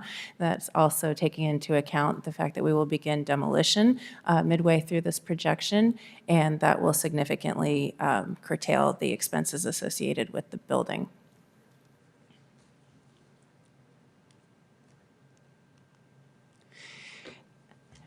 Of course, demolition will require that we first relocate the retail portion of the USPS.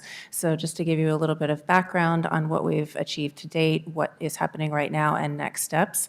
As you may remember, we were here with the entire Broadway corridor team to give you an update in late fall.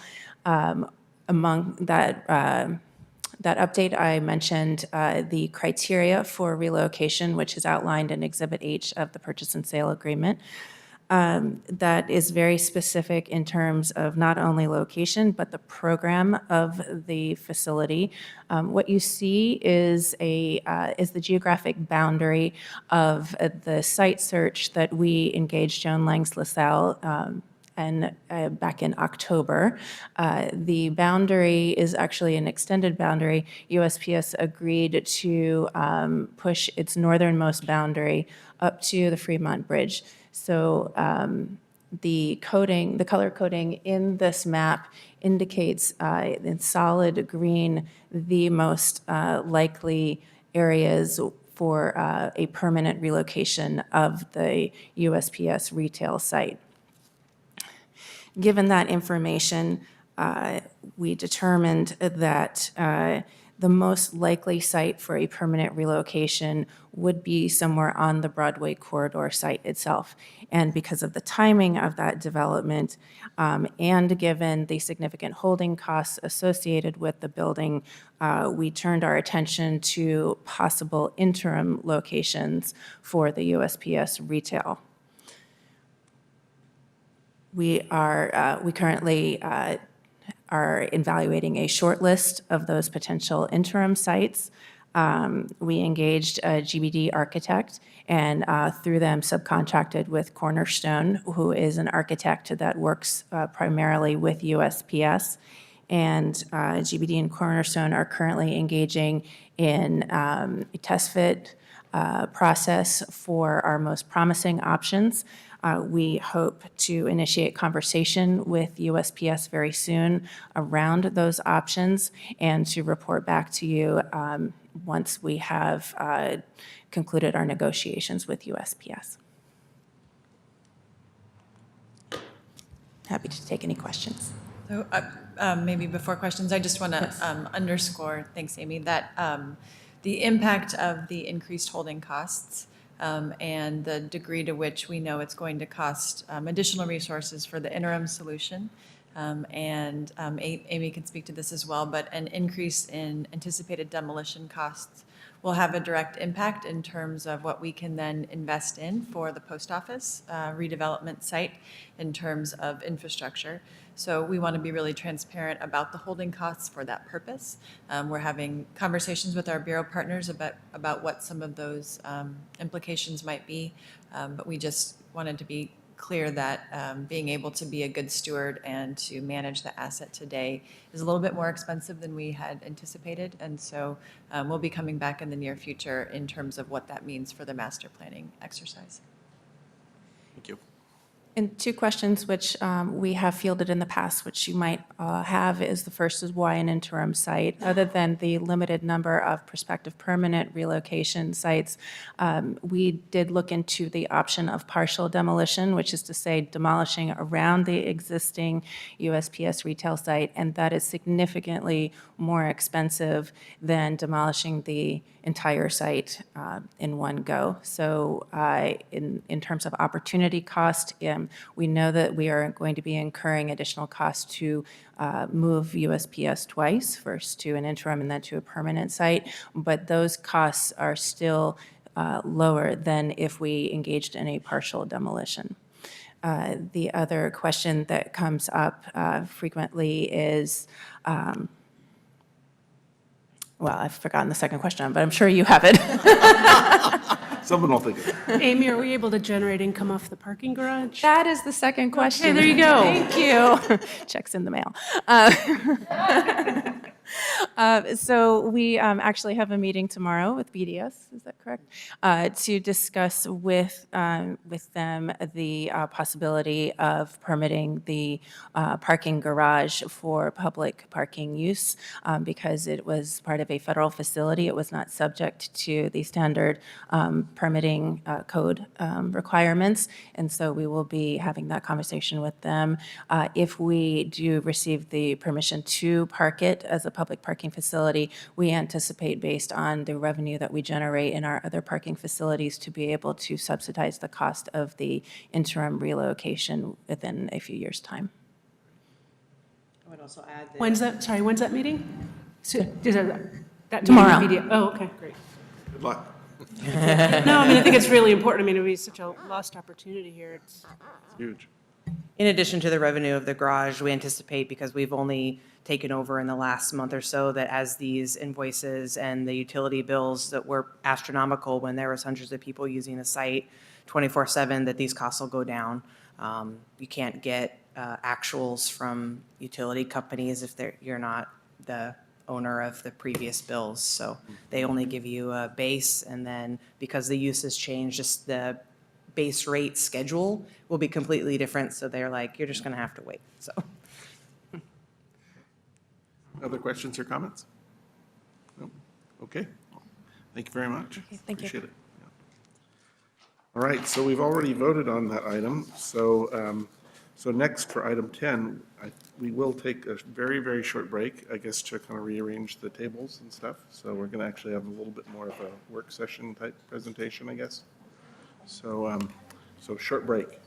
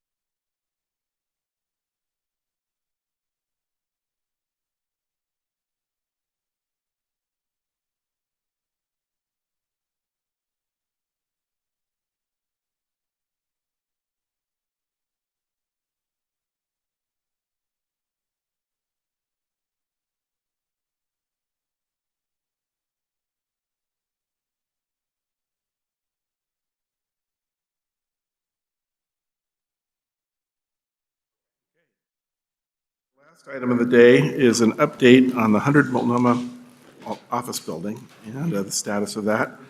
And Eric Jacobson and Lisa Abwoff will lead our discussion. Oh, and Tony? Okay, great. Good. But Eric, Jake, Lisa, and Tony will lead our discussion, and then we have guests who I welcome, and we will, look forward to hearing from you too. So take it away. Thank you. Good afternoon, Chair Cruz, Executive Director Branham, Commissioners.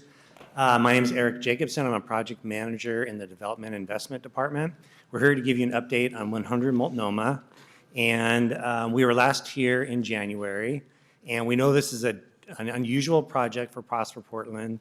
And so we're trying some different ways of interacting with you, and so this information item is a new way for us to do that, and we have a whole team here to help with this information item. So what I'd like to do is start with introductions so you know who's in the room and what kind of information they can provide to you. So maybe we'll start over there on the far side. Yeah, Wyatt Nagley, a project manager with Mortensen Construction.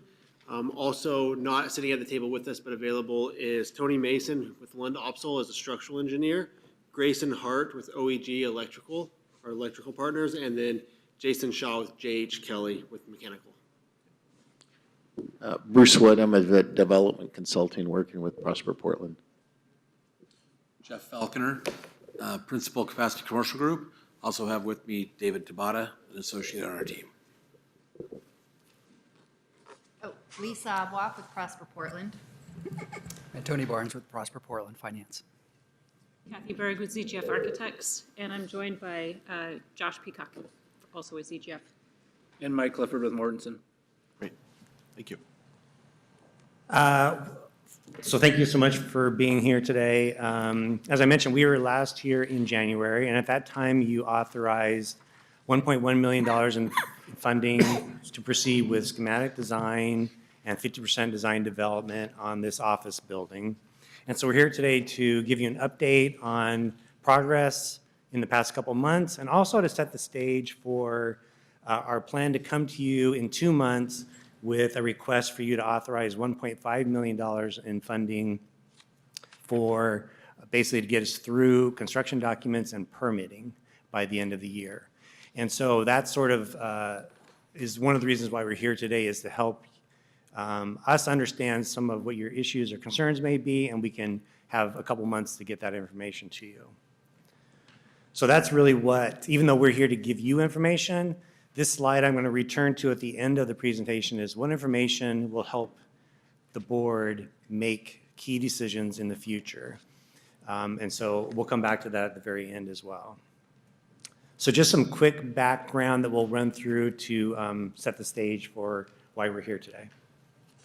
So given that one of the considerations that you'll be thinking about as we look at the project and the status of the project is the level of investment and kind of the level of benefits that come off of the project, we thought we would talk to you about the overall context of what's happening in the Oregon Convention Center area, and kind of when we go out and talk with the community around budget priorities, what have they expressed as budget priorities, and then kind of give a brief snapshot of where we are within the budget. So as some may recall, we do own other properties within this area. So we own the Inn at the Convention Center, which I think came before you for a contract a month or so ago. It's what you see in that circle that's called Grand and MLK.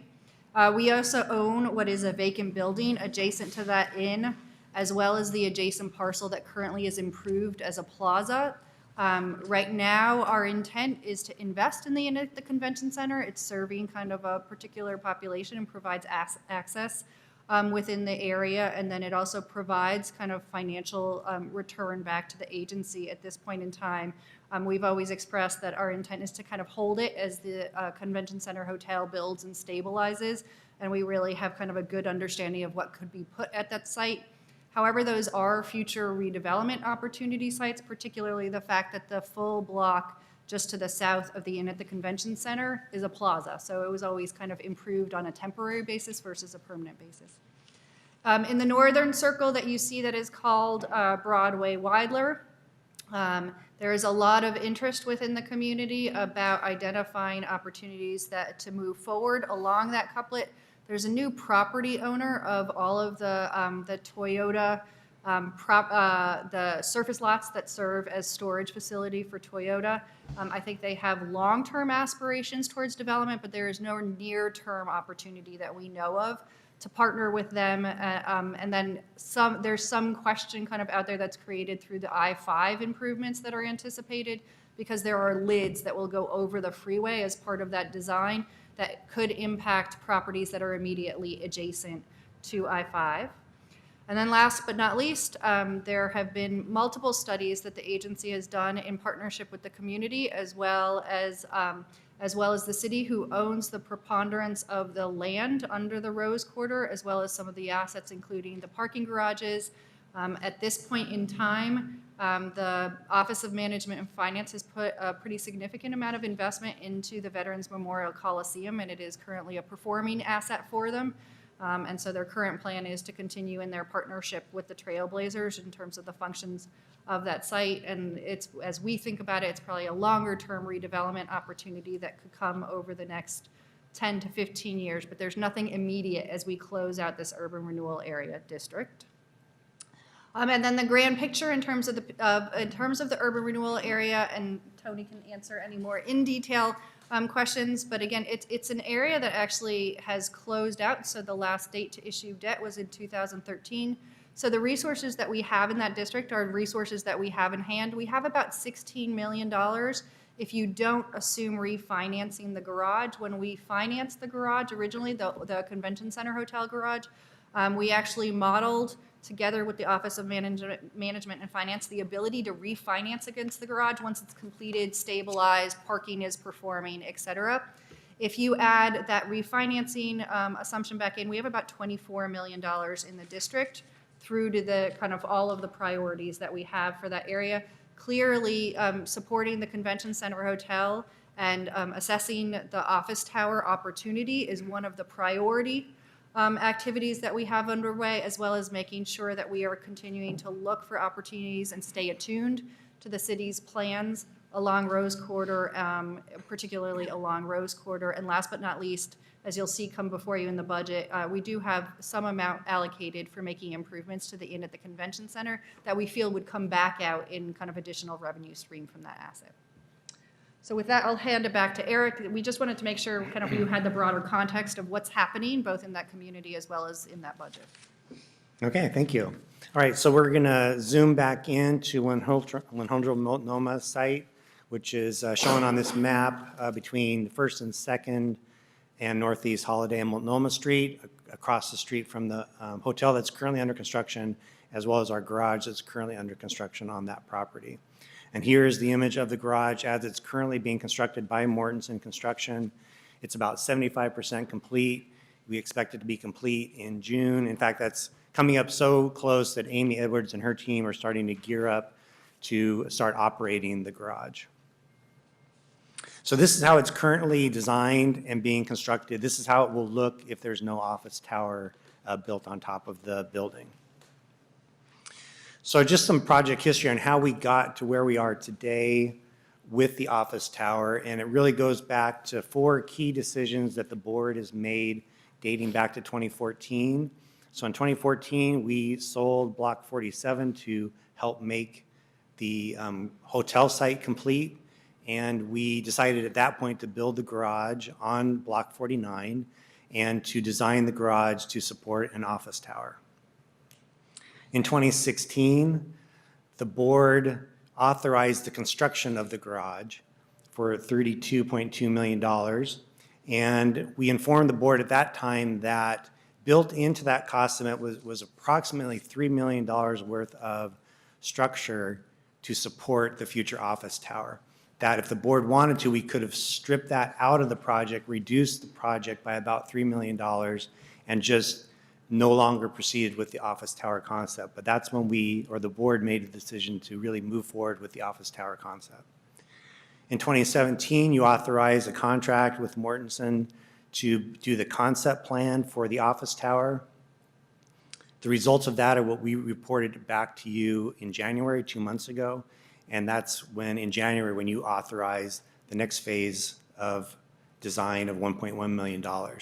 So what that puts us at is about $4.6 million of financial commitment into this project currently. So at each of these steps, we've asked these questions and made sure that we were checking off these boxes, and the same thing is going to apply going forward. The question is, why have we proceeded with this office tower? And the one is the air rights have a value. Second is the in-ground improvements, the $3 million that we put into the structure have a shelf life that at some point you're not really going to be able to make use of those. And in fact, based upon what we've learned in the past 6 months, that clock is actually ticking a little bit faster than we had originally anticipated.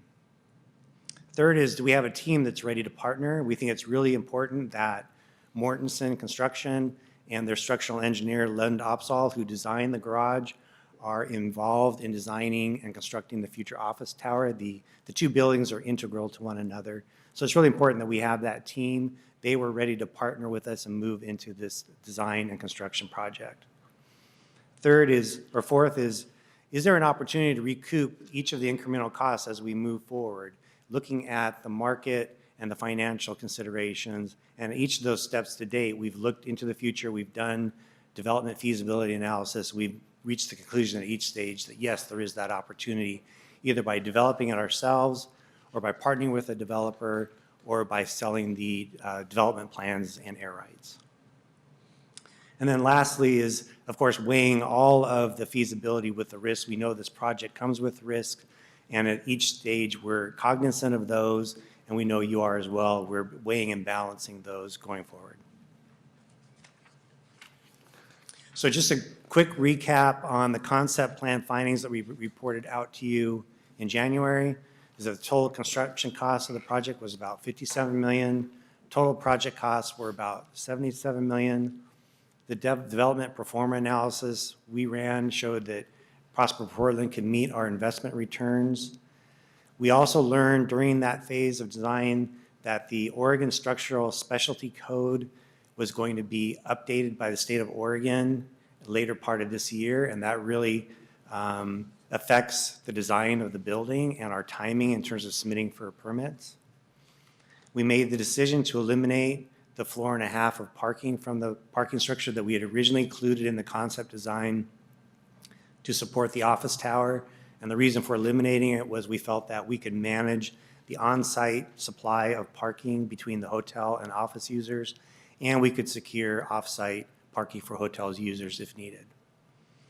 And then lastly, the key finding, of course, from that phase was that the success of this project is really dependent upon the tenanting, that we cannot secure financing to build this structure, nor would we particularly want to build a spec office building. And so it really requires about 60% of high-quality tenants pre-lease in order to secure financing. And so you approved us moving forward with schematic design. We've done that, and we're now going to report on basically all of those components, what we've learned in the past couple months, and also give you an idea of what we're looking at in the next few months in terms of schedule and milestones. So now I'll turn it over to Kathy and to Mike and Wyatt to talk about sort of design and costs and engineering and schedule issues. So a brief update on a few of the issues that we've been exploring as we picked this up again. As Eric mentioned, there was the opportunity to add some additional parking on the upper levels of the garage, and when the decision was made not to pursue that, that opened up the opportunity to increase one of the floor plates to a full-size floor plate as opposed to the half plate that you see in the section up above. So we now have 3 levels of a half-size floor plate over a lobby and 5 full floors above that, roughly 20,000 square foot floor plates. And that has us at a total building square footage of about 119,000 square feet. In addition, when we removed that additional parking, we also wanted to maintain a connection between the parking garage and the office so that people who are parking in the garage can move directly into the office without having to go down to the ground floor, enter a lobby, and come back up. So we've identified the top 3 levels, 5, 6, and 7 of the garage will be able to move directly from the garage to the building. In terms of our next steps, What we've been focusing on next are the issues that we need to reconcile and address in preparation for submitting our Type 3 land use review with the city and going through the design review process. So we've been developing skin options. We had an original concept that we were looking at that began to study the massing of the envelope, and we're continuing to develop that and refine that as we move forward. So you'll see between the previous concept on the left and the concept on the right that we're beginning to look at the different ways that we move around the massing and the transparency on the building to respond to the program inside. This is a view, if you're coming down Multnomah, looking at the entry of the building with the hotel on the left. And this would be the primary entry of the building. It is a very small footprint where we land on the existing site, and otherwise we are perched on top of the existing building. So that glass box that you see in the foreground would be the lobby for the building. As you swing around to the opposite view, this is looking at the parking garage that's under construction right now in the foreground with the remainder of the building on the top. We're continuing to study how the building meets the sky, how an amenity floor on the top might serve the occupants of the building, and how we begin to study that facade. So this is an ongoing evaluation and study with the design team, and we'll be looking to do a pre-application meeting with the city on April 4th with the intent to submit and hopefully aim for a hearing in early July with the design commission.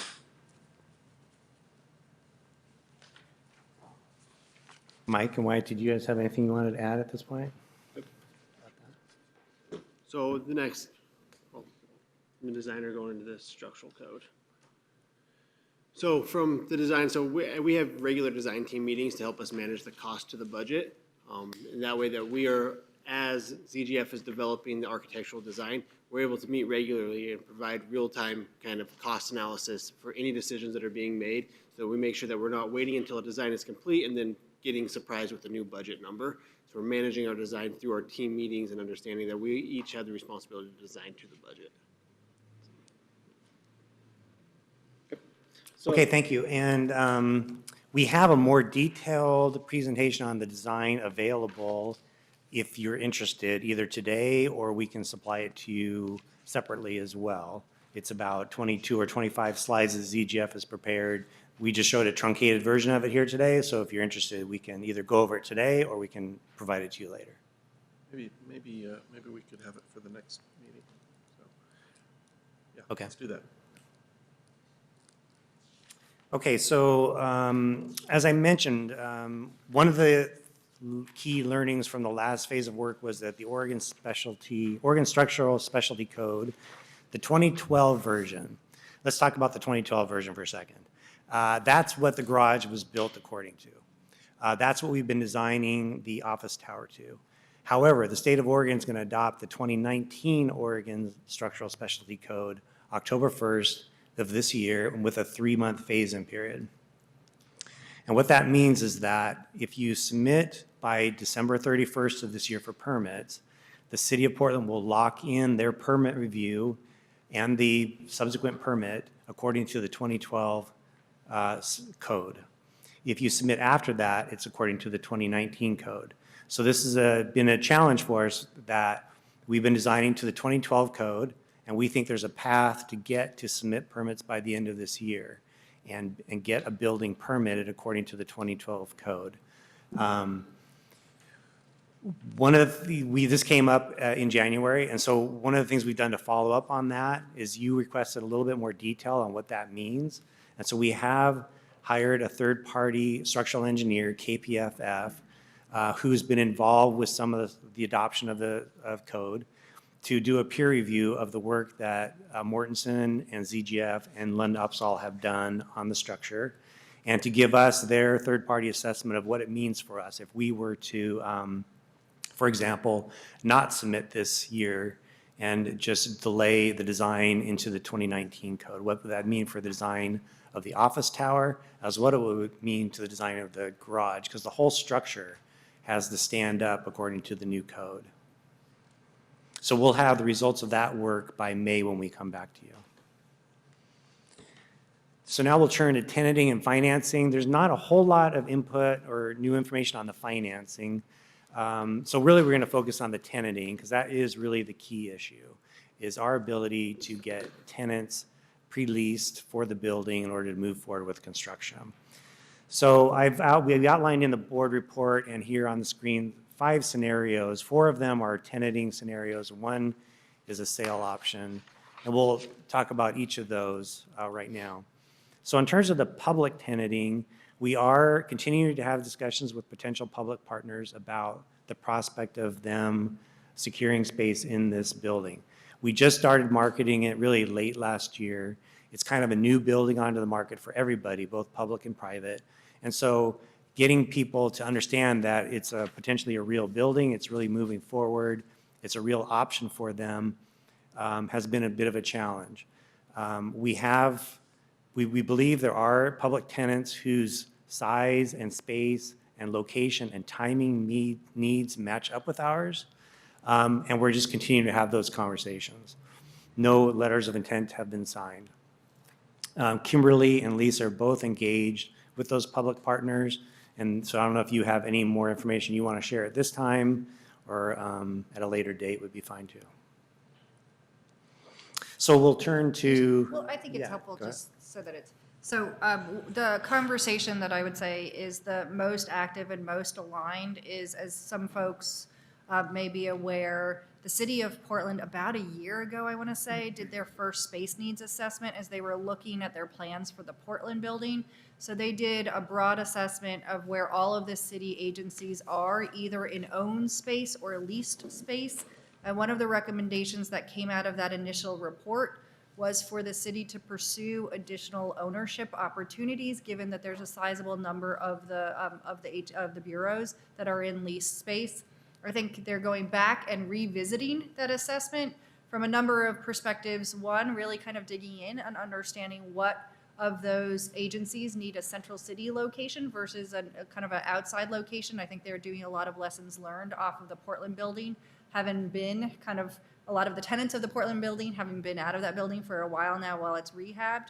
And I think the second thing that they're really looking at is just digging in and understanding what's their overall space needs in total as kind of people's workstation sizes, work patterns, et cetera, change. So we'll continue to be attuned to that. They are going to do an updated study over the next kind of 6 months to a year, and making sure that we're tag teaming where we are in our process around the opportunity of the office to their analysis. Just a quick question. I presume that they're looking hard at transit issues as well and parking needs and all of that? Yeah. Yes.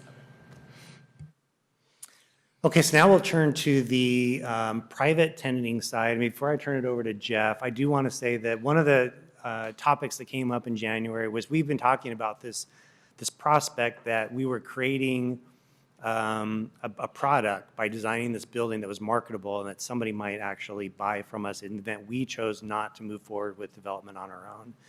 And so one of the things we've done since January is we're amending the capacity commercial contract, our broker's contract, to include the sale of the assets, which would include the product, the design of the building, as well as our air rights.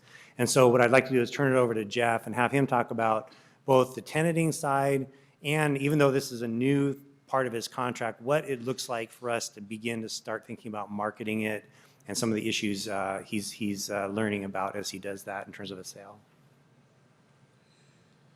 Thanks, Eric. Commissioner Cruz, Director Brandon, and Commissioners, thanks for our attendance here. Capacity Commercial Group was engaged because of the size needed to kind of kick off the building.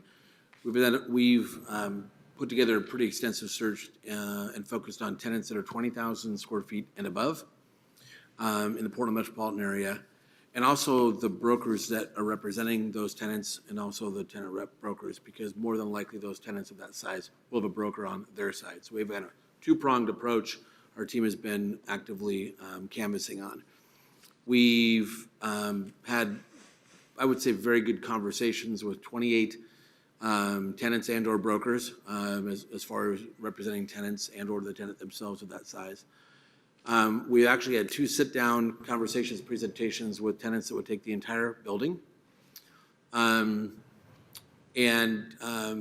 we have no letters of intent either on that side. I like to explain why things don't work so we can learn from that and move in a different direction if need be.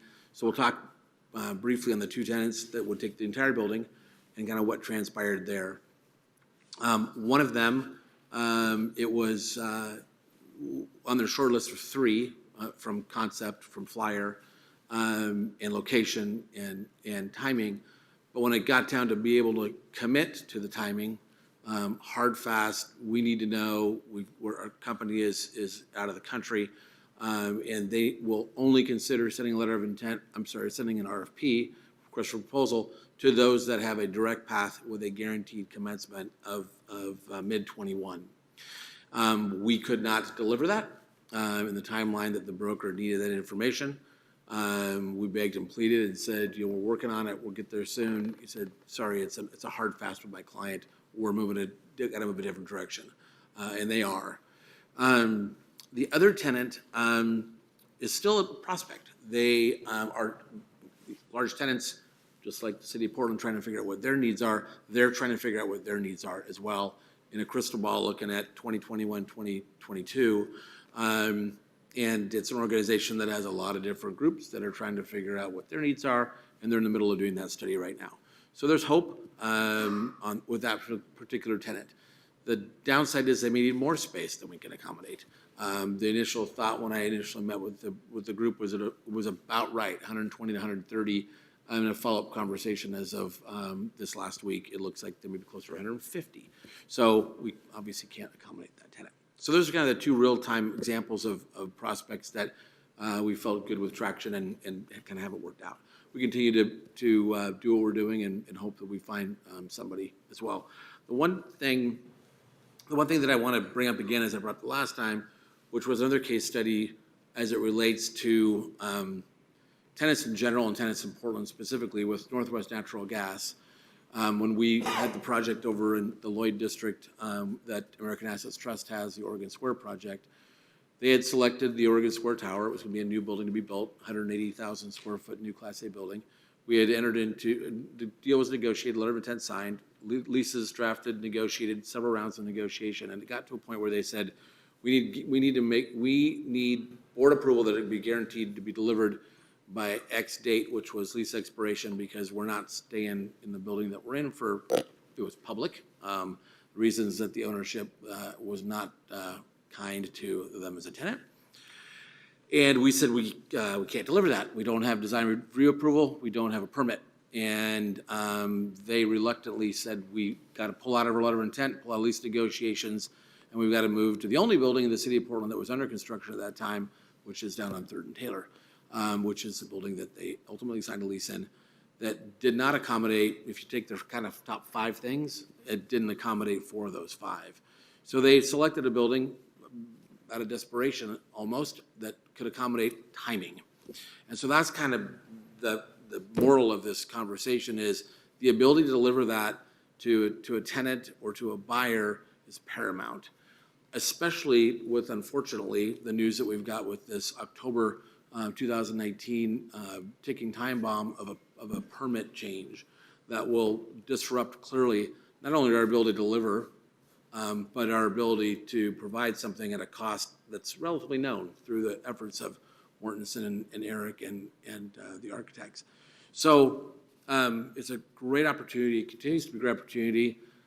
We believe firmly that the ability to recoup money invested to date, additional monies that will be requested in the next couple of months, and profit will be able to be accommodated, but it's contingent upon, we firmly believe as well, moving forward. And if there's a stop or a slowdown in that process, everything kind of ripples backwards, and the buyers and the tenants that we talk to will just look at it cordially, have a conversation about it, and kind of move on to the next building where there's a surety of completion. To the question about the process of marketing for sale, there's an amazing tool chest of data that your team has put together over the last few years. We would meet with them and create a war room of data. It would be the TriMet condominium agreement, it would be the agreement, the shared agreement for the parking structure for the hotel. It would constitute everything that a buyer would need to have. We would create and have a draft that we're kind of working on right now, but it's what we would call a teaser, that it would kind of give general information that would be enough to get somebody interested in signing a confidentiality agreement that we would get executed, vet with you folks to make sure that it's somebody you want to have that information, and then forward that information on, give them access to the Dropbox to make an offer. We have a window of time where we'd accept offers. We would sit down with the team and vet those out, select a buyer, move through the process of negotiation, and then secure that contract and go towards closing. And we would deliver the things that we're asking to be delivered, which are, a planned, permitted building that somebody can know that they can move forward and deliver in 2021.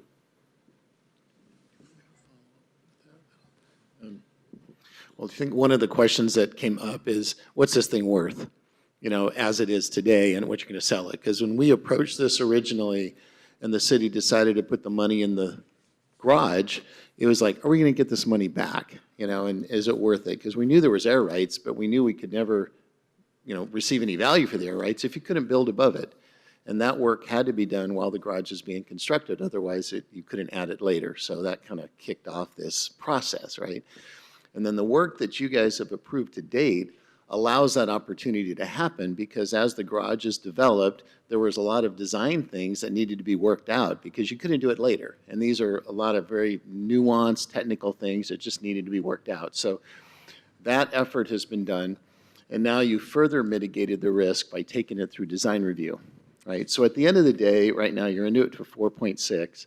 And eventually, if you approve the next thing, you're about $6 million. Okay, so the question I asked myself is, how much is this opportunity worth of 120,000 square foot, shelf ready, permit on the thing ready to go? So, as you know, Portland's a very small town, and everybody knows everybody, and the information is out there. So we did some research on that, and then we had some.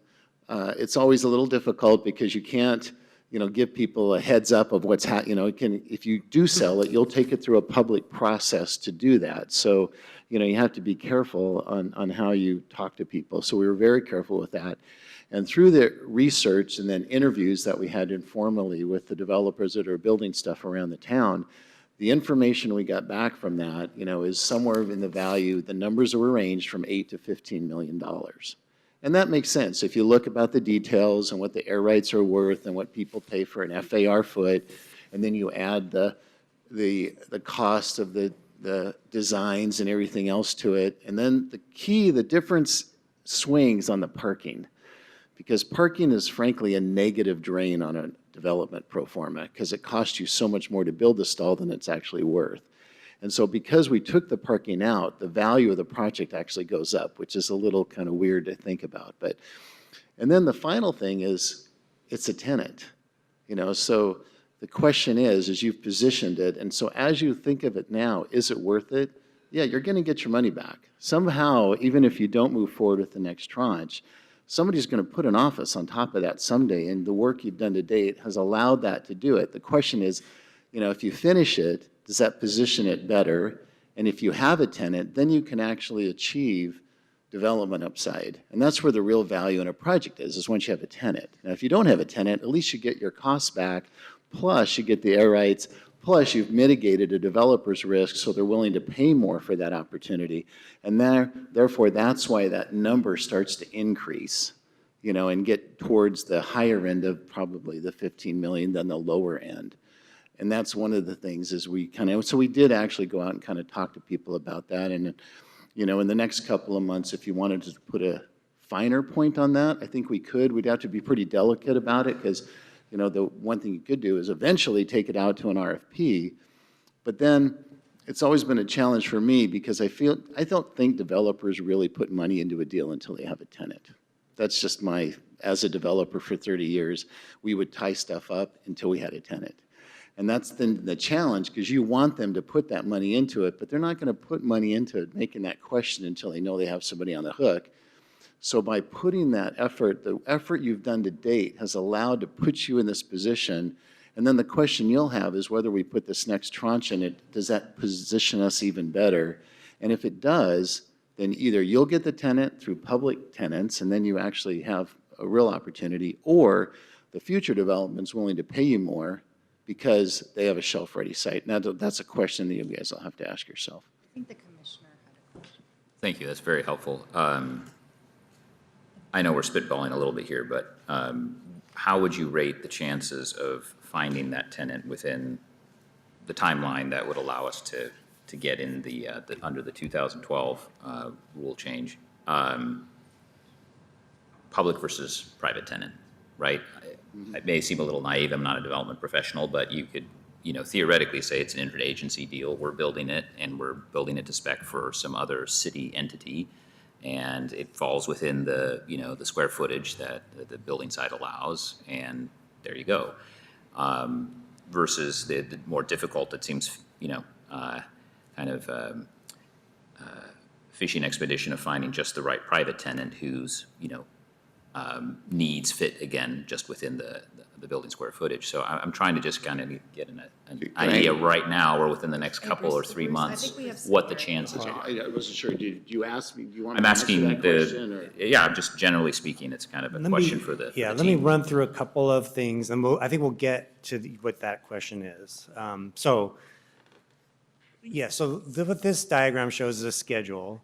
This is our current sort of optimal schedule that we've been working towards. And the two red stars are key decisions for the board to make, so I want you to focus on those, because the first one is approving the design build contract in May with the next funding to get us through permitting. So the key takeaway from this diagram, is if you look at that green pre-lease bar, there we're assuming it's a 60% pre-lease that we need to secure financing. Now, we heard some conversation last time that maybe some of you think that should be higher. That's certainly an open topic, but we're using 60% right now for the purpose of that's what we think we need to get financing. And in this scenario, we would submit for permits by the end of the year. We would have a permit by middle of 2020, and we would have a contract price that Mortenson would have provided us. And all those things would come together about a year from now, and the board would approve any lease agreements that we have in place, the contract price, and any financing that we would need to build the office tower, and then we would move into construction mode. So the question that came up 2 months ago and that Commissioner Platt just raised was, well, what happens if you don't get that 60% pre-lease target in about a year? So I have some scenarios to run through. I don't know if we want to answer that question right now. Like you asked, what is the prospect? What's the probability of us getting there? So I do have some basically off-ramps and alternatives to run through in the event we don't, but maybe we should just answer that question right now. And I don't know if you can answer that question, Jeff, but. I can answer it historically. I mean, I've been working in Portland for 30 years. Office broker, started my career here, and plan on finishing it here. Was part of Park Avenue West when that building stopped. Started again. And so I've lived it. I'm the only broker in Portland that's worked on brand new construction from concept to completion. And I clearly understand the value of having a building that with certainty is going to go forward, permit ready, and either that and or construction underway.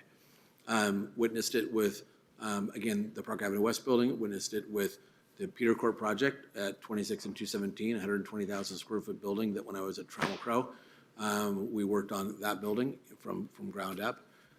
Worked on it with the redesign and repurposing the Oregon Square project, and saw that fall apart because we didn't get a permitted building ready to go. Tenants need to have certainty. I mean, think about large tenants. They need to have a plan and process that when they go to their board or they go to their CEO, they know that they can deliver on what they're promising they're going to deliver, because they can't afford not to deliver. It's like a cruise liner. Once that ship starts going a certain direction, it takes way too long to try to make this port that you missed. You're never going to make it. And so they have to have everything lined up where they're not going to, because there will be another option that they can go to that can provide certainty. And nobody's going to take the risk of their company not having space to go to, or the risk of a failure on a transaction of that magnitude. So when you break it down to your comment earlier about bite-sized pieces, can you do a bunch of 20,000-foot tenants? Well, I actually did that on Cruise Way. We won an award for the amalgamated build-to-suit, and we had 5 tenants, and they made up enough to get the building going. Don't recommend that. Lost about 5 years of my life in that process, but it also took 18 months of massaging leases and getting tenants to extend and paying to get their lease extended, because you had to line everybody's lease expiration up with the commencement of your building.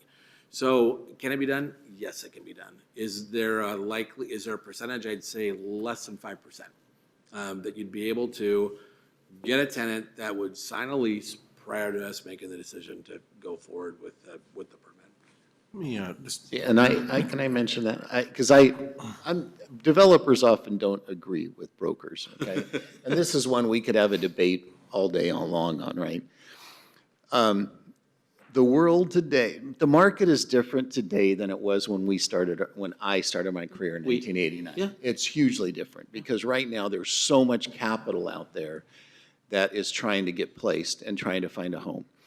So if you got to the point where there's a shelf-ready project that's ready to go, some developers are going to show up and pay you for it, because there'll be billions of dollars in an opportunity zone. That this is good real estate. This is an excellent building on. I mean, we can go all in day. This is a great place to locate an office building for dozens of reasons. The question is, how much are you going to get for it?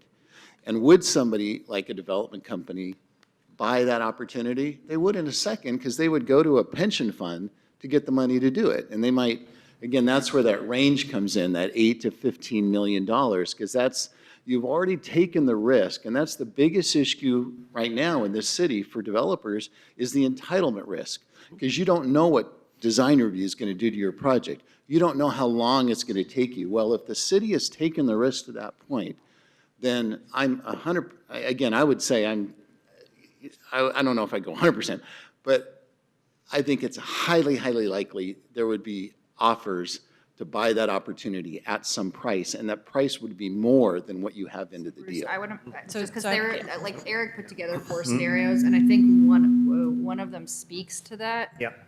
So I just want to make sure, because I want to make sure we get to the end and that we have time to talk with you about very clearly what you would like to see us come back with in May, as we come back with a decision, so that we make sure there's both kind of clear understanding of where we can and can't get to, and to have clarity from you of like, what are those targets, and we can have a dialogue about, can we accomplish those, so we have clear Yes. guidance going forward.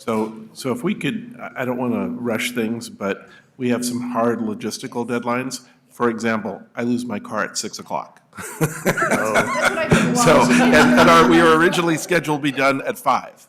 Okay. Okay, I can get through this. All right, so this was, Yes, so, and I think we will have another opportunity to consider this next month, correct? Yeah. And we'll have an opportunity to also talk offline or in executive session, as we may need to debate some of these points. So, super. Okay, so let's get through it, and then we can go from there. Okay, so this is a scenario where we do get to that pre-leasing commitment in about a year. And then the question is posed, well, what if we don't? And so this next scenario sort of answers that question. What if we don't? And the answer is, well, the permit we get issued is good for a minimum of 6 months, and with an extension, you can apply for at least 12 months. So this gets to the issue of, right now we have a 1-year timeframe for Jeff and his team just to pre-lease the building. And that's to get us to, a contract in about a year. But if we don't get there, the point of this slide is to say you have about another year of runway to pre-lease the building, because the permit is good for another year. according to the 2012 structural code. Now, the only big risk that comes with this extending out like this is that the contract price that Mortenson gives us will have a shelf life. So if we don't execute that contract price and begin construction with it a certain period of time, that will expire. And that means the further you get out, you'll need to get into, in this yellow diagram here, what's called the repricing. So Mortenson will need to go back, reprice it. So now you're at a risk of higher costs, escalation, and so forth. But so on the one hand, you mitigate your tenanting risk, you create a slight risk with the repricing the more you extend this out. But the main point is here is you wouldn't need to make a decision to build this building and for us to have all that pre-leasing set until the middle of 2021.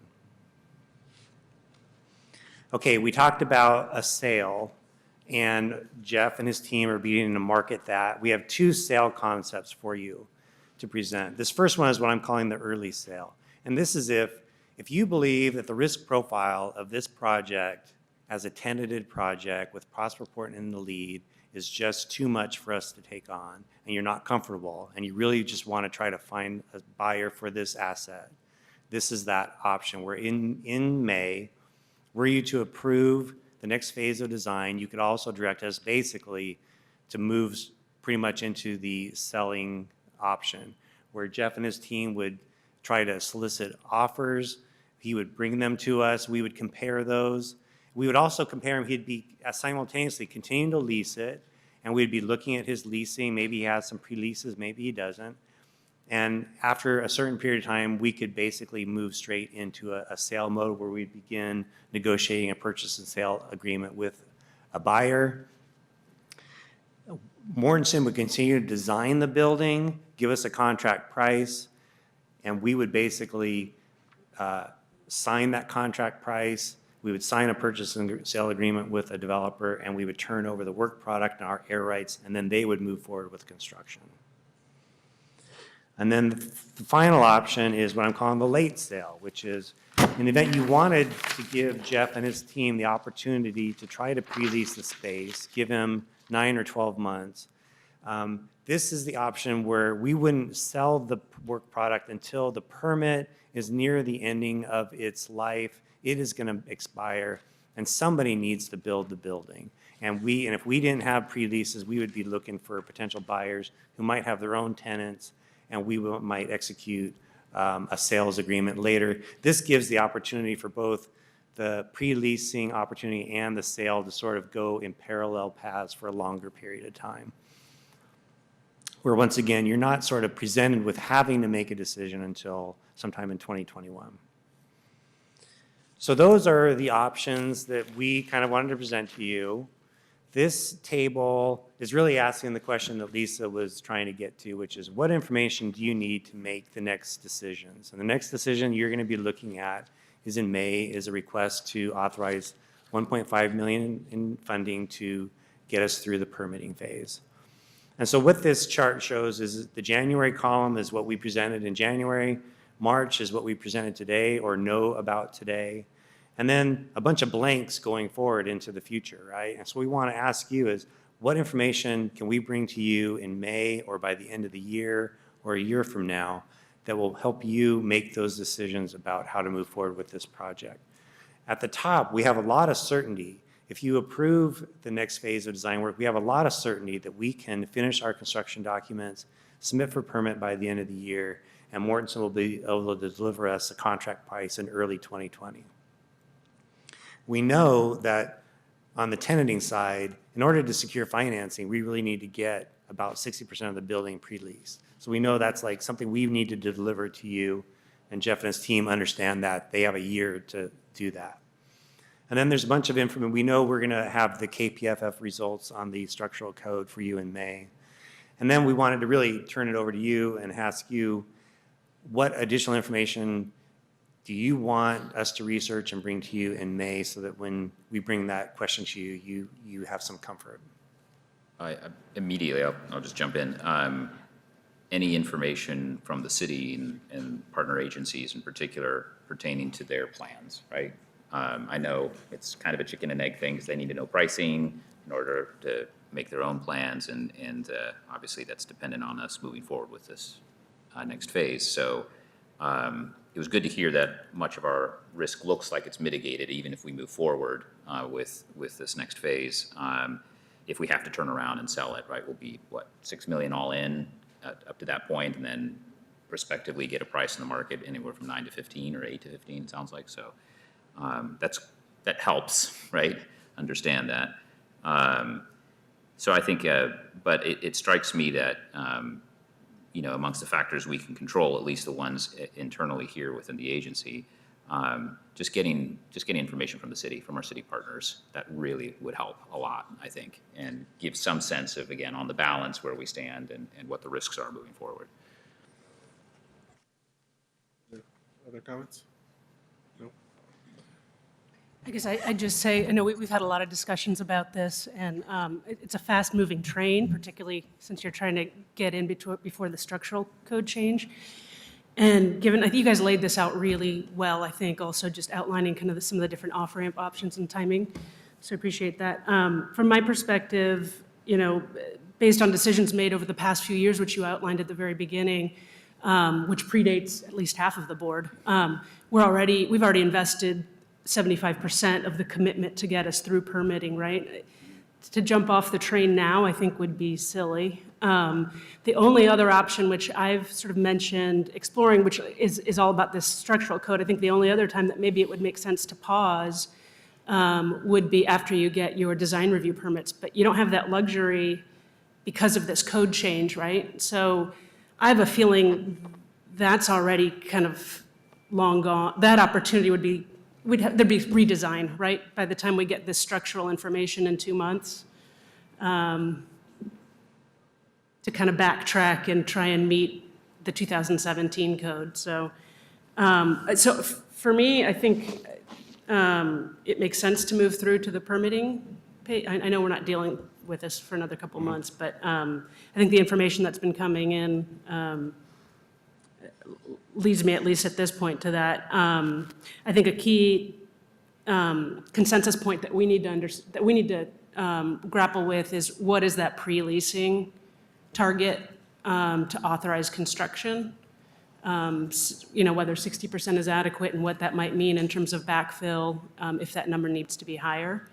So would be the next big decision point. And I think having some discussions sooner rather than later as to what the expectations are with that would be important. Yeah, I think I agree with both commissioners' comments. I think more information about the tenanting process and the leasing efforts and our relationship with our efforts with our bureau partners would be great, and Jeff's efforts. That would all be super helpful for us.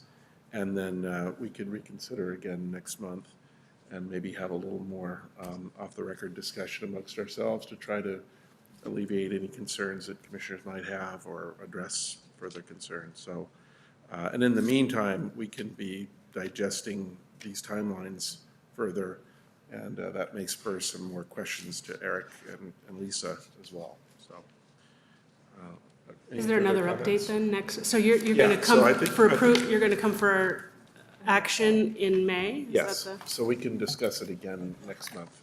You know, maybe that'll give us a little bit of time, perhaps, to digest this and think about it too. So. I'm just going to open up, would it be helpful to just have kind of rather than a full PowerPoint, we could just provide kind of an update of where we are in these various elements coming into May, similar to? Sure, that'd be great. I think Chair Cruz is asking for an executive session so that the board can talk about it. So I think that's what we can do. We just need to notice that accordingly, and so we can do that. Yeah, we have time, don't we? Yep, Yeah, absolutely. okay, yeah. So maybe we could just set aside, you know, half hour next time to talk about it? Okay. Great, well, thank you very much. This has been super informative. We really appreciate it. So thank you. Great. Thank you. Yeah. You got 6 Going to make minutes. it. You got The 6 garage minutes. closes at 6. I'm sorry to be, Priorities. we're adjourned.